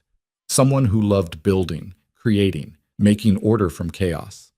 The town had tried to break that out of him, but it had only driven it underground. My father was a builder, Ruth said suddenly. Not construction, business. He built companies, partnerships, empires of trade and influence. She knelt, running her fingers through the soil. I used to watch him work and wonder what it felt like to create something lasting, something that would outlive you. And now you know? Now I think I'm beginning to understand. Ruth looked up at him. It's not about immortality or legacy or any of that grand thinking. It's about doing work that matters while you're here. About leaving things better than you found them. Kyle crouched beside her, his hands resting on his knees. Your father, he's still alive. As far as I know. We don't speak. Haven't since I left. Do you miss him? Ruth considered this honestly. I miss who I thought he was. The man I imagined when I was young, before I understood that his love was conditional on my compliance. But the real man? No. I don't miss being small enough to fit into his vision of who I should be. I understand that, Kyle said quietly. My father wanted me to be white, or at least to act like it, to deny my mother's people, her teachings, everything that made me who I am. When I refused, when I claimed her heritage publicly, he shook his head. He couldn't stand the sight of me, drank himself to death rather than live with the disappointment of a son who wouldn't pretend. I'm sorry. Don't be. His death freed me to build this. Cale gestured to the land around them. To claim something entirely my own, not tainted by his hatred or the town's judgment. This ranch, it's mine. Bought with money I earned, built with my own hands. No one can say I stole it or inherited it or don't deserve it. Except Carson. Except Carson, Kyle agreed grimly. which is why we're going to fight. Why we're going to build that line shack and expand the herd and prove that this land is being worked to its potential. Ruth stood, brushing dirt from her skirt. Then we'd better get started. They rode back to the ranch as afternoon faded toward evening, already making lists of materials needed and tasks to be completed. Ruth felt something light and fierce in her chest. Hope, maybe, or the thrill of a worthy challenge. That night, after dinner, Kyle pulled out his ledgers and began showing her the finances of the operation.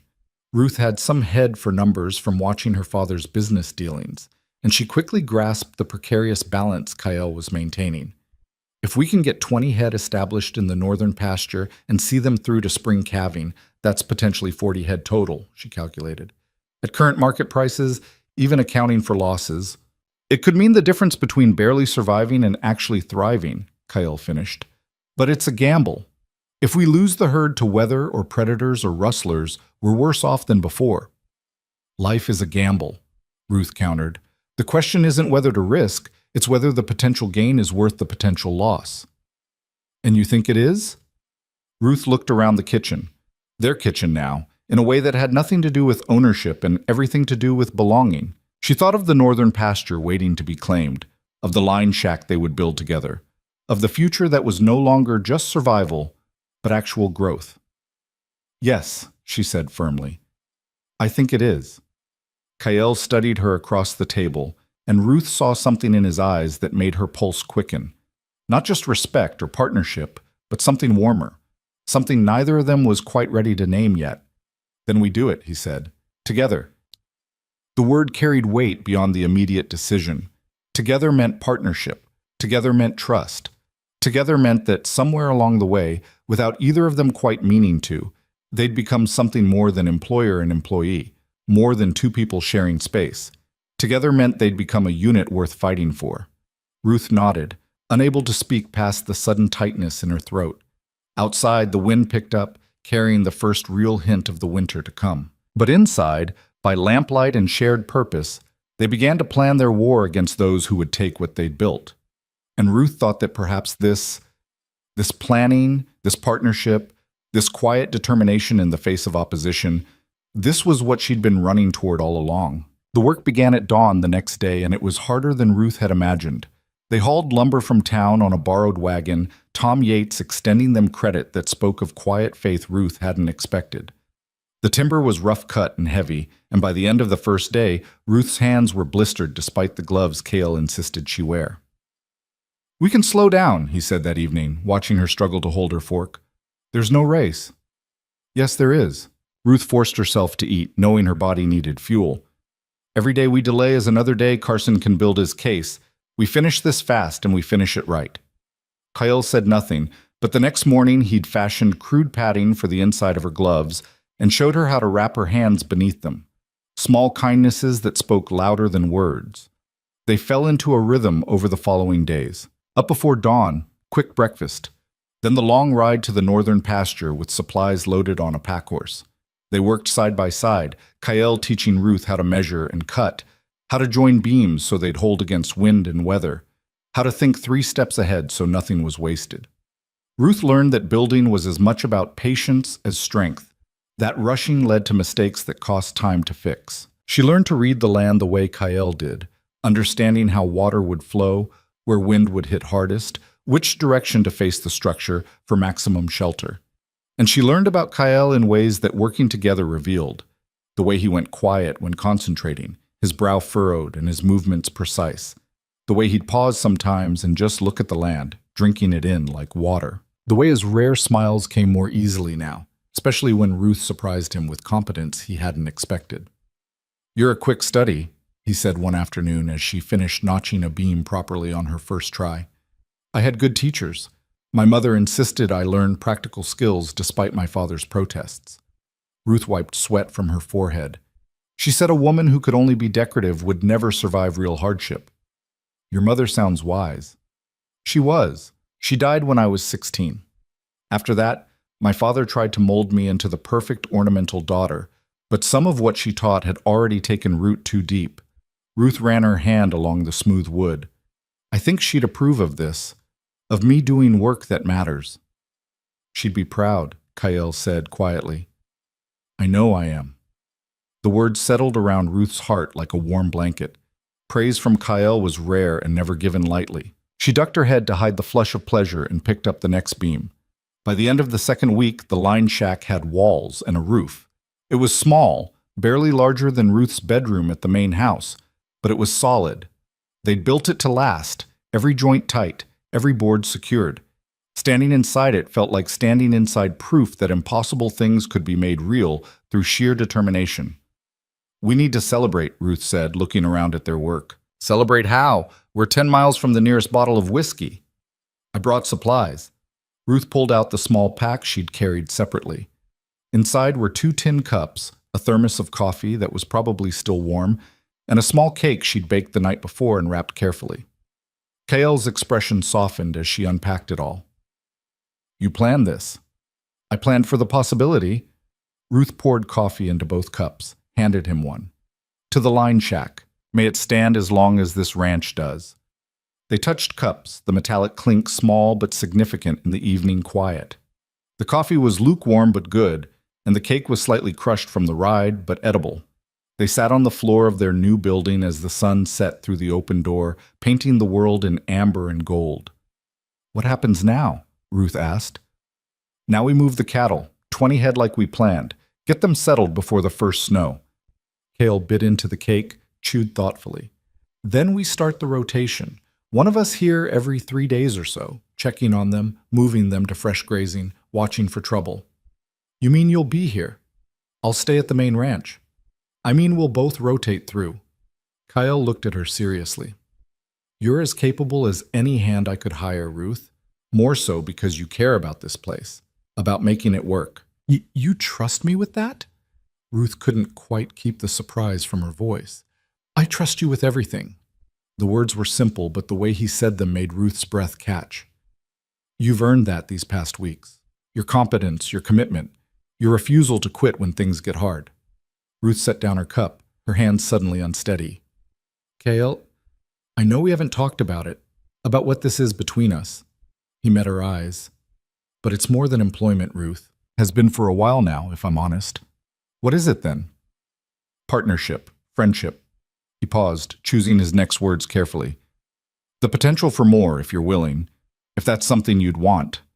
Ruth's heart hammered against her ribs. This was dangerous territory, the kind that led to vulnerability and risk and all the things she'd sworn off after Boston. But this was also Kael, who'd been nothing but honest with her, who'd taught her and trusted her and built something real beside her. I'd be lying if I said I hadn't thought about it, she admitted quietly. But I'm afraid. Of what people will say, of what it might mean, of losing what we have if we reach for more. All valid fears. Kyle shifted closer, near enough that she could feel the warmth of him. But fear's a poor reason to avoid something that could be good. Important. Is that what you think this could be? Important? I think you're the first person in years who's made me believe I could have more than just survival. That I could have partnership, companionship, maybe even... He stopped, shook his head. It's too soon. I'm moving too fast. Maybe, Ruth said. Or maybe we've been moving toward this since the day I arrived and we're just now catching up to it. She reached out, let her fingers brush his. I'm not ready to name what this is. Not yet, but I'm willing to let it become what it wants to be if you are. Kael's hand closed around hers, rough and warm and solid. I can work with that. They sat there as darkness fell, hands joined, the future uncertain but no longer quite so frightening. Outside, the first stars appeared, and somewhere in the distance a coyote called to its pack. The next week was consumed with moving cattle. It was grueling, dangerous work that required both of them in the saddle from dawn until well past dark. The cattle were ornery, the terrain was rough, and every day brought new challenges, a stubborn steer that refused to move, a near stampede when something spooked the herd, a tense standoff with a mountain lion that watched from the rocks, but ultimately decided easier prey lay elsewhere. By the time they got all 20 head settled in the northern pasture, Ruth was so exhausted she could barely stay upright. But they'd done it. The expansion was real, tangible, provable. That should give Carson pause, Ruth said as they rode back to the main ranch under a sky-threatening snow. Maybe. or it'll just make him push harder, prove we can't sustain it. Kyle's voice was tired but satisfied. Either way, we've shown what we can do. That counts for something. The first snow came that night, not the gentle dusting Ruth had imagined, but a full blizzard that howled around the house and piled drifts against the doors. Ruth woke to a world transformed, everything buried under white, the familiar landscape made alien and new. "We can't get to the northern pasture in this," Kyle said over breakfast, his expression tight with worry. "The cattle are on their own until it clears." "Will they be all right?" "Should be. There's shelter in the trees, and the creek won't freeze for another few weeks, but I don't like leaving them unchecked." He stared out the window at the swirling white. Nothing to do but wait it out. The storm lasted 3 days. 3 days trapped inside with only each other for company, the isolation Martha had warned about becoming visceral reality. But to Ruth's surprise, it wasn't frightening. It was almost peaceful. They played cards by firelight, Ruth teaching Kyle games from her childhood, and Kyle teaching her a game his mother had played.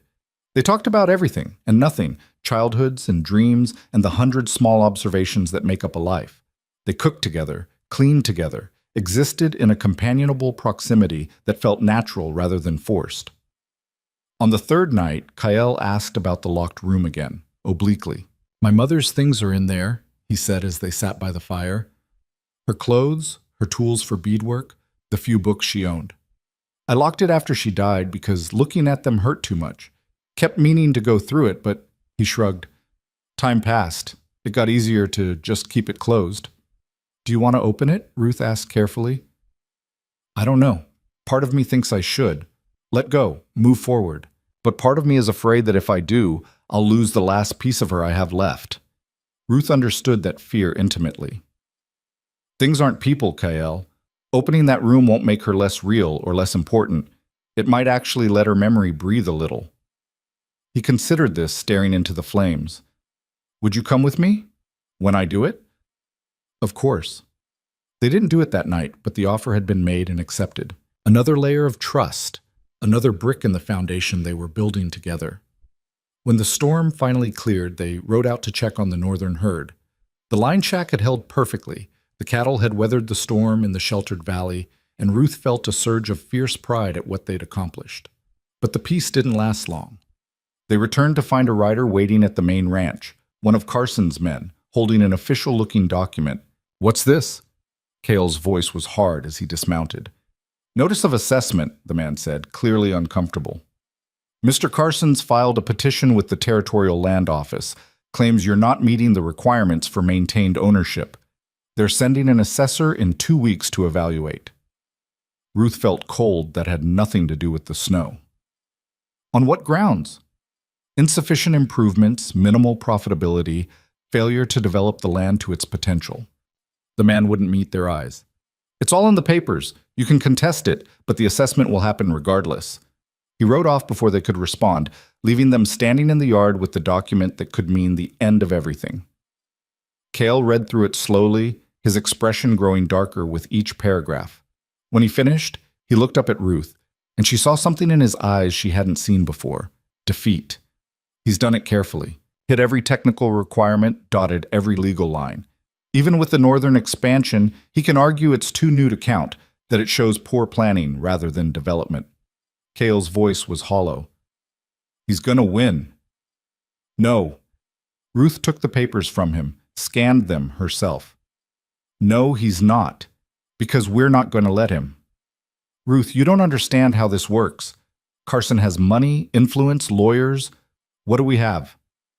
"Each other. The truth. And every person in this town who's sick of watching him steal what isn't his." Ruth's mind was racing, putting pieces together. "The assessment is in 2 weeks. That gives us time." "Time for what?" "Time to show them what this ranch really is. Time to prove that you haven't just maintained this land. You've made it thrive despite active opposition." Ruth grabbed his arm. "Time to make them see that taking this from you would be theft, pure and simple." Cale stared at her like she'd grown a second head. "How?" "We invite them here. All of them. The assessor, yes, but also the town. We show them the northern expansion, the line shack, the thriving herd. We show them the books, the plans for spring, the careful management you've been doing for years.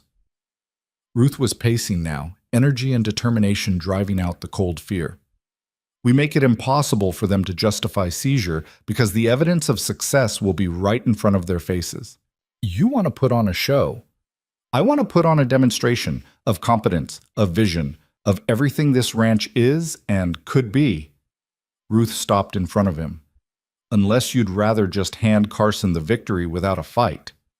Fire sparked in Cale's eyes, replacing the defeat. You know I won't do that. Then we fight. We fight smart, we fight hard, and we fight together. Ruth held out her hand. What do you say, partner? Cale looked at her offered hand, at the determination in her face, at the absolute refusal to surrender that radiated from her like heat. Then he took her hand and pulled her close, his forehead resting against hers in a gesture of unity that made Ruth's heart stutter. Together, he said, and it was a promise. They spent the next 3 days planning. Ruth rode into town despite the cold, seeking out Martha Yates. I need your help, she said without preamble. Cale's help, the ranch's help. Martha listened as Ruth laid out Carson's petition and their plan to fight it. When Ruth finished, Martha was quiet for a long moment. You're asking me to go against the richest, most powerful man in Dry Hollow. I'm asking you to stand up for what's right. Those aren't always the same thing, girl. But Martha's eyes were thoughtful.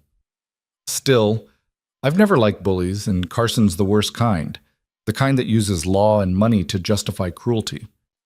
She nodded slowly. All right, I'll help, and I'll talk to others who might be willing. Thank you. Don't thank me yet. This could go very wrong for all of us. Martha gripped Ruth's hand, but it could also go very right, and sometimes that's worth the risk. Over the next week, a strange thing happened. People began arriving at the ranch, not in large groups, but in ones and twos. Tom Yates came with lumber for reinforcing the barn. A rancher from 10 miles south brought advice on winter cattle management. Even the blacksmith stopped by with horseshoes and quiet words of support. Each visitor was shown the operation, the thriving main herd, the northern expansion, the meticulous records Kyle kept. Each left with a clearer understanding that Carson's petition was motivated by greed, not legitimate concern. You're building an army, Kyle said one evening after the third such visit. I'm building a defense, Ruth corrected. These people already knew you were competent. They just needed to see that fighting for you was worth the risk of Carson's displeasure. And you think it is? Worth the risk? Ruth looked around the kitchen, at the home they'd built together in more than just physical terms. I know it is. The night before the assessment, Ruth found Kyle in the barn, staring at nothing. Having second thoughts? She asked. Wondering what happens if we lose. If all this effort was for nothing. Ruth sat beside him on the hay bale. Then we lose, and we figure out what comes next. But at least we'll lose knowing we fought with everything we had. You could leave. Start over somewhere Carson's reach doesn't extend. I could. Ruth didn't pretend to misunderstand. But I won't. I told you, I'm not running anymore. Whatever happens tomorrow, we face it together. Cale turned to look at her, and in his eyes Ruth saw everything he wasn't saying. Gratitude and fear and something deeper, something that made her breath catch. I love you, he said quietly. I didn't mean to. Didn't plan for it. But somewhere between your arrival and now, between survival and partnership, it happened. And I needed you to know. In case tomorrow. Ruth kissed him. It was impulsive and probably foolish and absolutely necessary. His surprise lasted only a moment before he responded, his arms coming around her, pulling her close. The kiss was tentative at first, then deeper, carrying all the words neither of them had said, all the feelings they'd been dancing around for weeks. When they finally pulled apart, both breathing hard, Ruth rested her forehead against his. I love you too, she whispered. And tomorrow we're going to win. Because we have too much to lose not to. How can you be so sure? Because I've lost before. I know what it looks like, what it feels like. And this? She pulled back to look at him. This isn't loss. This is the beginning of something worth fighting for. They stayed in the barn until the stars came out, talking and planning and simply being together. And when they finally went inside, they went hand in hand, no longer just partners, but something more. Something that Carson's greed and the town's judgment couldn't touch. The assessor arrived at noon with Carson, Peters, and two men Ruth didn't recognize who had the look of lawyers about them. Behind them came what looked like half the town, Martha and Tom Yates, the blacksmith, several ranchers, and even a few people Ruth had never met, but who clearly knew Kyle story. Carson's expression darkened when he saw the crowd. This is an official assessment, not a town meeting. It's an assessment of community resources, Martha said firmly. We have a right to observe. The assessor, a thin man with wire-rimmed glasses and a bureaucrat's carefully neutral expression, looked between Carson and the gathered townspeople. The petition allows for community input. I see no reason to exclude observers. Carson's jaw tightened, but he said nothing. The assessor turned to Kyle. Mr. Rourke, shall we begin? What followed was the most nerve-wracking 3 hours of Ruth's life. The assessor examined everything, buildings, fences, livestock, records. Kyle walked him through the operation with quiet competence, explaining each decision, each improvement, each plan for expansion. Ruth provided the financial records, showing income and expenses, demonstrating profitability despite the challenges. Then they rode to the northern pasture, the entire group following like a strange parade. The line shack stood solid and proud, the cattle grazing peacefully in the valley. The assessor examined the new structure, checked the fence lines, counted heads. Carson tried to argue it was too new to count, that it showed poor planning. But Tom Yates spoke up. I sold them the lumber 3 weeks ago. They built that in under 2 weeks while still managing the main operation. That's not poor planning, that's remarkable efficiency. Others chimed in, offering testimony about Kyle's management, his care for the land, his years of steady improvement. Even people Ruth didn't know spoke up, apparently tired of Carson's monopolistic behavior. Through it all, the assessor took notes, his expression revealing nothing. Finally, as the sun began to set, they returned to the main ranch. The assessor retreated to his wagon to compile his report, while everyone else waited in tense silence. Ruth stood beside Kyle, their hands joined where no one could see, and prayed to forces she didn't quite believe in that this would be enough. The assessor emerged with his papers and gathered everyone together. Based on my examination of the Rourke Ranch, I find the following. He paused, and Ruth's heart nearly stopped. The property shows evidence of careful management, ongoing improvement, and expansion of operations. The owner has demonstrated both current profitability and future planning. The cattle are healthy, the building's well-maintained, and the recent northern expansion shows initiative and business acumen. Carson's face went purple. But the petition, the assessor continued calmly, appears to be based on outdated or inaccurate information. As of this assessment, I find no grounds to support seizure or forced sale. The land is being worked to appropriate potential, and ownership rights remain with Mr. Kyle Rourke. The crowd erupted in cheers. Ruth felt her knees go weak with relief, and only Kyle's arm around her waist kept her upright. Carson's expression was murderous. This isn't over, Rourke. I'll find another way. No, you won't. The voice came from an unexpected source, one of the lawyers Carson had brought. I've witnessed this entire proceeding, Mr. Carson. If you pursue this matter further, I'll be compelled to testify that your petition was frivolous and motivated by personal gain rather than legitimate concern. That could have legal ramifications for you. Carson stared at his own lawyer in betrayal, then at the gathered townspeople who were clearly united against him. For the first time since Ruth had met him, he looked uncertain. This town will regret this, he said finally, then turned and rode away, Peters trailing behind him. The moment he was gone, the gathering erupted in celebration. People crowded around Kyle, offering congratulations and support. Martha hugged Ruth so hard she could barely breathe. You did it, girl. You actually did it. We did it, Ruth corrected. All of us. As the crowd eventually dispersed, promising to spread the word of the victory, Ruth and Kyle found themselves alone in the yard, watching the last rays of sunset paint the sky. We won, Kyle said, as if he couldn't quite believe it. We did.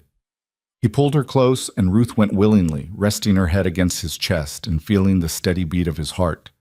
This was home, she realized. Not the ranch, not the buildings or the land. This, being held by someone who loved her, who'd fought beside her, who trusted her enough to let her fight for him. "What happens now?" she asked. "Now we live," Kyle said simply. "We keep building, keep improving, keep proving them wrong." He pulled back to look at her. Together. Ruth smiled, the kind of smile that came from deep joy rather than surface happiness. Together. That night, wrapped in each other's arms by the fireplace, they began planning their future, not just survival, but actual thriving. Spring calving, expanded herds, maybe even hiring hands to help. Building something that would last, that would grow, that would stand as proof that love and determination could overcome hate and greed. Outside, the first stars appeared, bright and cold and infinitely promising. And inside, two people who'd both been running from pain found themselves running toward something better. Together. Winter settled over the ranch with a silence that felt like peace rather than isolation. The weeks following their victory over Carson brought changes that rippled through both the ranch and their lives in ways neither Ruth nor Kyle had anticipated. The first change came in the form of workers. Two young men arrived from a neighboring county, brothers who'd heard about the stand against Carson and wanted to work for someone who fought back against bullies. Kyle hired them cautiously at first, testing their commitment through the brutal cold and endless labor of a frontier winter. They proved themselves quickly, competent, and loyal, and suddenly the ranch felt less like a two-person struggle and more like the thriving operation it was meant to be. With help to manage the daily operations, Ruth and Kyle found themselves with something they'd never had before: time. Time to sit by the fire in the evenings without falling asleep from exhaustion. Time to talk about futures that stretched beyond the next crisis. Time to simply exist together without the constant pressure of survival weighing on every moment. It was during one of these evenings, 2 months after the assessment, that Kyle finally brought up the locked room again. "I'm ready," he said quietly, staring into the flames. "To open it. To let her memory breathe, like you said." Ruth set down the mending she'd been working on. "Now? Before I lose my nerve." They climbed the stairs together, and Kyle pulled a key from his pocket, worn brass that looked like it had been carried for years. His hand shook slightly as he fitted it into the lock. The door opened with a creak of disused hinges, revealing a room frozen in time. Dust motes danced in the lamplight Kyle held up, illuminating a space that was both shrine and storage. A simple wooden bed frame, a chest of drawers, and boxes carefully stacked along one wall. But what caught Ruth's attention was the beauty in the details. Intricate beadwork draped over a chair, a dress with patterns that spoke of skill and patience, books in a language Ruth didn't recognize. "She made all of this," Kyle said, his voice thick. "The beadwork, the dress, even some of the furniture." She said idle hands forgot who they were. Ruth moved carefully through the room, touching nothing but observing everything. This was Kyle's mother, preserved in objects and memory. A woman who'd loved beautiful things but valued usefulness more. A woman who'd taught her son to build and endure and never forget where he came from. "She would have liked you," Kyle said suddenly. "My mother. She would have seen the strength in you, the refusal to break. She valued that above all else. I wish I could have known her." "In a way, you do. Everything I am that's worth anything, that came from her." He set down the lamp and opened one of the boxes. Inside were more beadwork pieces, some finished and some not. She was working on these when she got sick, never got to finish them. An idea sparked in Ruth's mind, tentative but growing stronger. "What if we did?" Kale looked up sharply. "What?" "Finished her work. Not to replace her or pretend we could do it as well, but to honor it, to let these pieces become what she intended instead of staying frozen halfway." Ruth moved closer. "You said she believed in usefulness." "Nothing useful about leaving beauty unfinished." For a long moment, Kyle said nothing. Then, slowly, he nodded. "She'd like that, the practicality of it."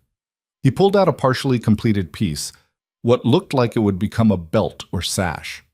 "Would you help me? I remember some of what she taught me, but not all of it." "I'll learn with you," Ruth promised. They spent the next hour carefully sorting through the room, separating what could be finished from what should be preserved as it was.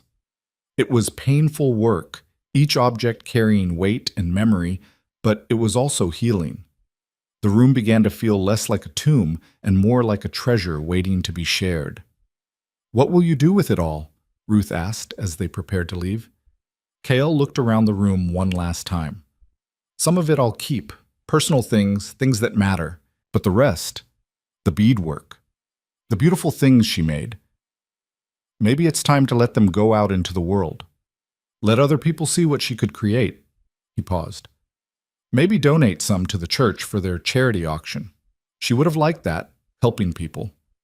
Ruth thought of the community that had rallied to defend the ranch, of Martha Yates and Tom and all the others who'd stood with them. "She'd be proud of you for building bridges instead of walls." I'm learning from the best," Kael said, and the way he looked at her made Ruth's heart skip. They closed the door but didn't lock it. Some doors, once open, didn't need to be sealed again. Spring came late that year, the snow refusing to surrender its hold until well into April. But when it finally broke, it broke gloriously. The land transforming almost overnight from white and barren to green and alive. The calving season began, and with it came the frantic pace of new life that required constant vigilance. Ruth had studied for this, reading every book on cattle management Kael owned and asking endless questions. But nothing prepared her for the reality of it. The wonder of watching a calf take its first shaky steps, the heartbreak of losing one despite their best efforts, the sheer exhaustion of days that started before dawn and ended long after dark. The brothers proved invaluable during this time, their youth and energy keeping the operation running when both Kael and Ruth were stretched to their limits. But it was Ruth who surprised everyone, including herself, with her instinct for the work. She could read a cow in labor better than men who'd been ranching for years, knew when to intervene and when to let nature take its course. "You're a natural," Kael said one morning after Ruth had successfully helped deliver twins. "A rare and risky birth that could have gone very wrong." "How did you know to—" "I didn't know. I just felt it." Ruth washed blood from her hands, exhausted but exhilarated. "Sometimes I think your mother's teaching me through you. All those things she knew about reading signs, trusting instinct. You carry that, and somehow it's rubbing off." By the time calving season ended, they'd increased the herd by 32 healthy calves. The northern pasture expansion had worked better than they dared hope, and the main herd was thriving. For the first time since buying the ranch, Kael's ledgers showed more than just survival. They showed profit. Real, substantial profit that meant security and possibility. "We could expand again," Kael said one evening, showing Ruth the numbers. "Hire more permanent hands? Maybe build a second line shack further east where the grazing's good, but the land's going unused." "We could," Ruth agreed. "Or we could take a breath, enjoy what we've built before reaching for more." Kael studied her. "You're not usually one for caution. I'm one for sustainability. We've been running full speed since the moment I arrived. Maybe it's time to make sure our foundation is solid before we build higher." Ruth closed the ledger. "Besides, there's something else we should discuss." Something in her tone made Kael set down his pencil. "What's wrong?" "Nothing's wrong, but I'm pregnant." The words hung in the air between them. Kael's expression went through a dozen emotions in as many seconds: shock, joy, fear, wonder, before settling into something Ruth couldn't quite name. "You're sure?" "As sure as I can be without a doctor, and there's no doctor closer than 3 days' ride." What Ruth had suspected for weeks, but had waited until she was certain before saying anything. "I'm about 3 months along, I think, which means the baby would come in late fall, probably October." Kael stood abruptly, began pacing. Ruth watched him, her own emotions a complicated tangle. She'd never planned for children, never particularly wanted them in her old life. But this, a child born from choice and love rather than obligation, felt different. Terrifying, yes, but also right in a way she couldn't fully articulate. "We should get married," Kael said suddenly, stopping mid-pace. "I know it's not romantic, not the proposal you deserve, but for the child's sake—" "I don't need romance," Ruth interrupted, "and I don't need marriage for legitimacy's sake. If we marry, it should be because we want to build that kind of partnership, not because convention demands it. Don't you want that? Partnership in all things?" Ruth stood, moving to stand before him. "I want honesty." I want you to tell me what you're really feeling, not what you think you should feel. Kael's hands came up to frame her face, gentle despite their roughness. I'm terrified. My mother died giving birth to my younger brother. He died too. I've never told you that. Never wanted to scare you with what this land takes from people. His voice cracked. And now you're carrying my child, and all I can think about is losing you both. Ruth's heart broke and mended simultaneously. You won't lose me. You can't promise that. Nobody can. No, Ruth agreed, but I can promise to fight, to do everything possible to survive this because I have too much to live for now. She placed his hand on her still flat stomach. We both do.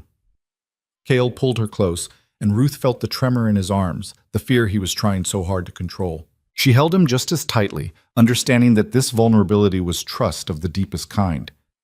Marry me, he said again, quieter this time. Not for convention or legitimacy, but because I want to stand before this community that's finally starting to accept us and claim you publicly. Because I want everyone to know you're mine and I'm yours in all the ways that matter. Ruth pulled back to look at him. That's a better proposal. Is that a yes? That's a yes. They married 3 weeks later in a ceremony that was small but significant. Martha Yates helped Ruth make a dress from fabric ordered specially from town. Simple but beautiful, cream-colored with delicate embroidery that Ruth worked on by firelight. Kael wore his best suit, the one he'd worn to the harvest dance, and braided a piece of his mother's beadwork into his hair in a way that honored her memory. The ceremony took place at the ranch, not in town. Kael had suggested the church, but Ruth insisted otherwise. This is our home. This is what we built together. Let's start our marriage here, where it matters most.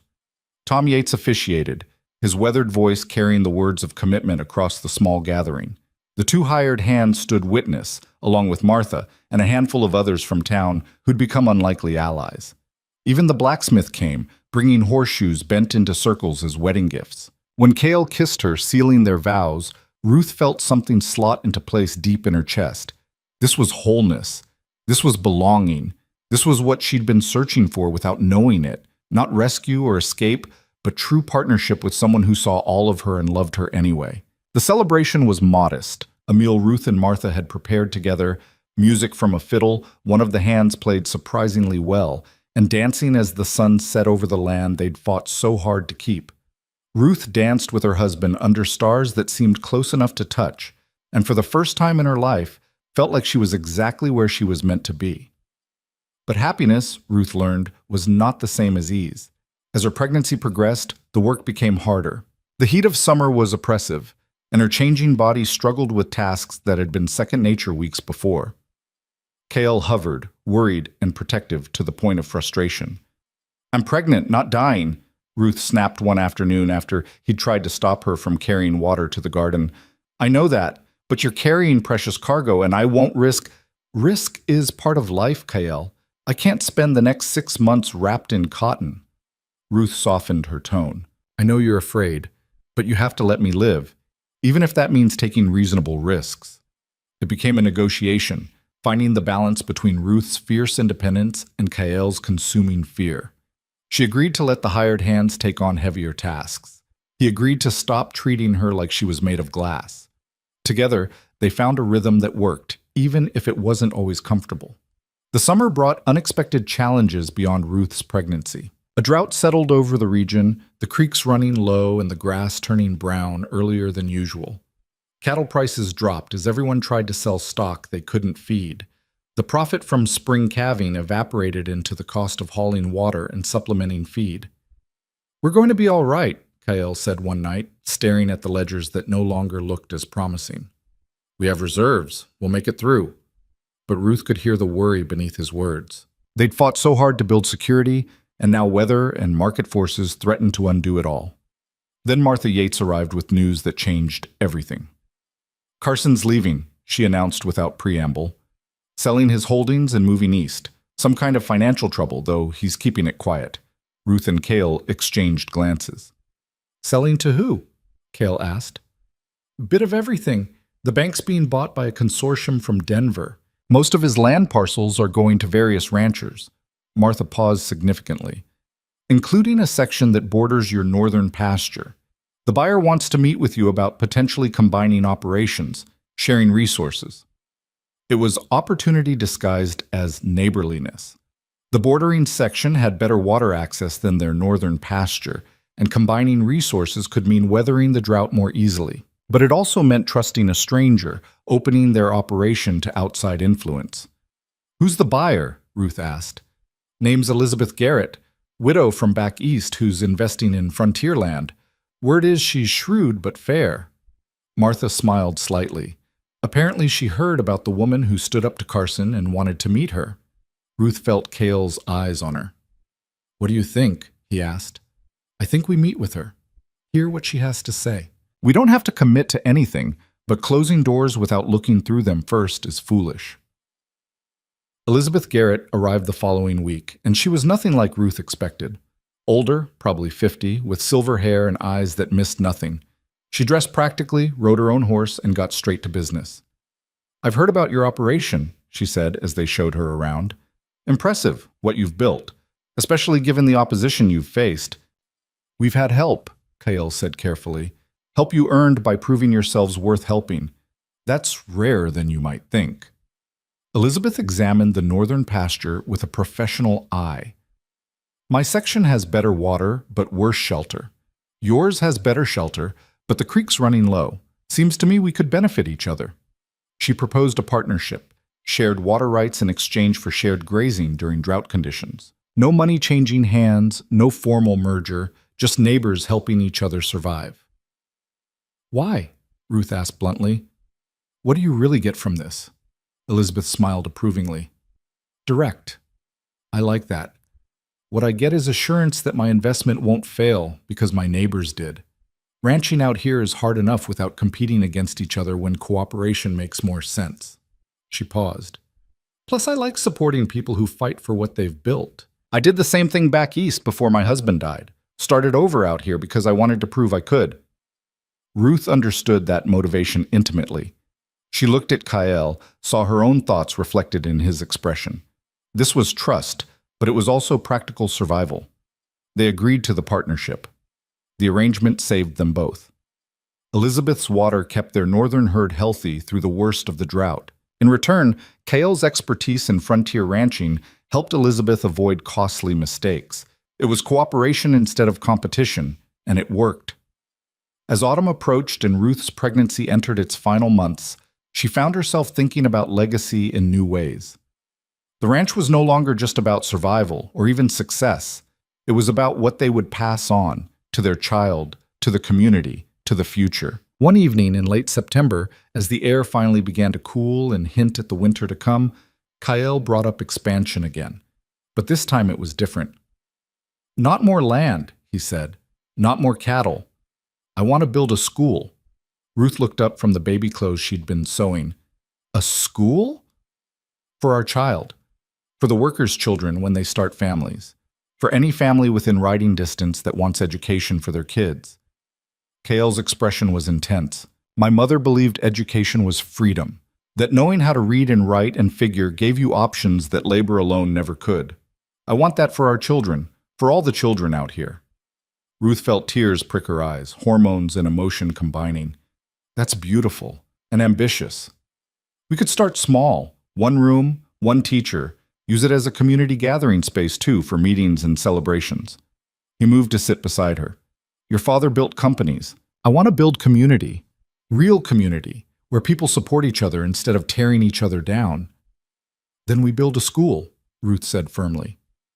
"After the baby comes and I'm back on my feet, we'll make it happen." The baby came on an October night during the first real cold snap of autumn. Ruth's labor started at sunset and progressed quickly, too quickly for them to get her to a doctor even if one had been close. Martha Yates came, bringing experience from birthing her own 6 children and helping with countless others. The pain was worse than anything Ruth had imagined, waves of it that left her gasping and certain she would die. She understood Kyle's fear now, understood why women fled this ranch when they realized how isolated they were, how far from help if something went wrong. But she also understood something else. She was stronger than the pain, stronger than the fear, and she was not alone. Kale stayed with her through it all, his hand crushed in hers, his voice steady even when she could see terror in his eyes. Martha guided them both, calm and capable, knowing exactly when to push and when to wait.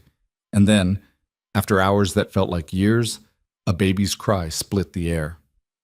"A girl," Martha announced, placing the squalling infant on Ruth's chest. "Perfect and healthy, and with a set of lungs that'll wake the dead." Ruth looked down at her daughter, red-faced and furious at being born, already fighting, and felt love so fierce it bordered on violence. This tiny creature was hers to protect, to teach, to raise in a world that wouldn't always be kind, but could be conquered through determination and love. "She's beautiful," Kael whispered, his voice thick with tears he didn't bother hiding. "She's perfect." They named her Sarah, after Kael's mother. Sarah Ruth Rourke, a name that honored the past while reaching toward the future. The days following Sarah's birth were a blur of exhaustion and wonder. Ruth had never been so tired in her life, but she'd also never been so full of purpose. Every cry, every feeding, every small milestone felt momentous. Kael was a revelation as a father, gentle and patient, singing Lakota lullabies his mother had taught him, telling Sarah stories about the land she would grow up learning to love. The community rallied in ways that surprised them both. Elizabeth Garrett brought a cradle her own children had used, beautifully carved and still sturdy. Martha organized a rotation of women from town to help with cooking and cleaning during Ruth's recovery. Even people who'd been uncertain about Kael before came bearing gifts and congratulations, won over by the simple humanity of new life. Winter came early that year, snow falling in November and not stopping until March. But inside the ranch house, warmth prevailed. Sarah grew strong and healthy, hitting milestones that made Ruth simultaneously proud and wistful for how quickly time passed. Kael balanced ranch work with fatherhood with a grace Ruth admired, never complaining about sleepless nights or the constant demands of an infant. And slowly, carefully, they began planning the school. It started as conversations during Sarah's naps: where to build it, how to fund it, who might teach. Elizabeth Garrett offered land and financial support. Martha knew a young woman from back east with teaching credentials who was looking for frontier work. Tom Yates volunteered to help with construction. By the time spring returned, they had a plan. By summer, they had a foundation. And by the following autumn, when Sarah took her first tottering steps, they had a building, small but solid, with windows that let in light and a stove to keep out winter's cold. The school opened with 6 students, children of ranchers and workers, ages ranging from 5 to 12. Miss Catherine Reynolds, the young teacher Martha had found, proved to be exactly what they needed. Educated but practical, firm but kind, understanding that frontier children require different approaches than city ones. Ruth found herself involved in ways she hadn't expected, helping with lessons when she could, organizing books and supplies, watching Sarah play with other children her age. This was community building in its truest form, investing in the future, creating opportunities that hadn't existed before. The ranch thrived over the next few years. The drought broke, bringing rains that turned the land lush and productive. The herd grew steadily, managed carefully to maintain sustainability rather than pursuing maximum growth. The partnership with Elizabeth Garrett expanded into friendship. 2 strong women who understood each other's struggles and celebrated each other's victories. And the school became the heart of the community. It wasn't just a place for education, but for gatherings, celebrations, meetings where neighbors made decisions about shared resources and mutual support. The model they created, cooperation instead of competition, spread to other aspects of frontier life, slowly reshaping what was possible. Ruth watched it all with wonder, sometimes unable to believe this was her life. The woman who'd stepped off that stagecoach 5 years ago had been running from pain and judgment. The woman she'd become had created something worth running toward. A home, a family, a community that valued strength and compassion in equal measure. One evening in early spring, with Sarah asleep upstairs and the ranch settling into nighttime quiet, Ruth and Kael sat on the porch watching the sunset paint the sky. "Do you ever think about Boston?" Kael asked quietly. "About what your life would have been if you'd stayed?" "Sometimes," Ruth admitted, "but only in the way you think about a book you've finished reading. Interesting, but not something you need to return to." "No regrets?" "Hundreds, but none about coming here. None about choosing this life with you. Ruth leaned into his shoulder. What about you? Do you regret placing that advertisement? Kael laughed softly. I regret the first 5 responses, but the 6th. He kissed her temple. The 6th changed everything. They sat in comfortable silence as stars began to appear. In the distance, they could hear cattle lowing and the wind rustling through the grass. Closer, the sound of Sarah stirring in her sleep, mumbling words only she understood. This was legacy, Ruth thought. Not just land or success or even survival, but love manifest in daily choices, in hard work done well, in community built carefully and tended with care. They had transformed a dying ranch into a thriving operation, a hostile town into genuine community, isolation into connection. And they had done it together. I love you, Ruth said, not for the first time, but always meaning it more than the time before. I love you too, Kael replied. For every yesterday that brought us here. For every today we build together. For every tomorrow still to come. Inside the house, Sarah called out in her sleep. Ruth stood to go to her daughter, but Kael caught her hand. I'll get her. You stay. Watch the stars. Remember where you've been and all the places you still want to go. He went inside and Ruth did as he suggested. She thought about the locked room that now stood open, filled with Sarah's toys alongside Kael's mother's treasures. She thought about the school building lights glowing warm in the distance. She thought about the northern pasture and the line shack they'd built when everyone said they would fail. Most of all, she thought about the 5 women who'd come before her and run. She hoped they'd found their own happiness, their own places to belong. But she also knew that this ranch, this life, had been waiting specifically for someone stubborn enough to stay, someone strong enough to fight, someone brave enough to build instead of flee. The woman who refused to run had found exactly what she'd been searching for. And in the morning, she would wake beside the man she loved, kiss the daughter she adored, and continue building the life they'd fought so hard to claim. There would be challenges ahead. There always were. Drought or disease, market crashes, or personal struggles. But none of it seemed insurmountable anymore. Not when faced together. From the house, she heard Kael singing Sarah back to sleep, a Lakota lullaby his mother had sung to him, the melody carrying across decades and lives to this moment. Ruth closed her eyes and listened, letting the music wash over her. This was home. This was love. This was legacy. And it was enough. More than enough. It was everything.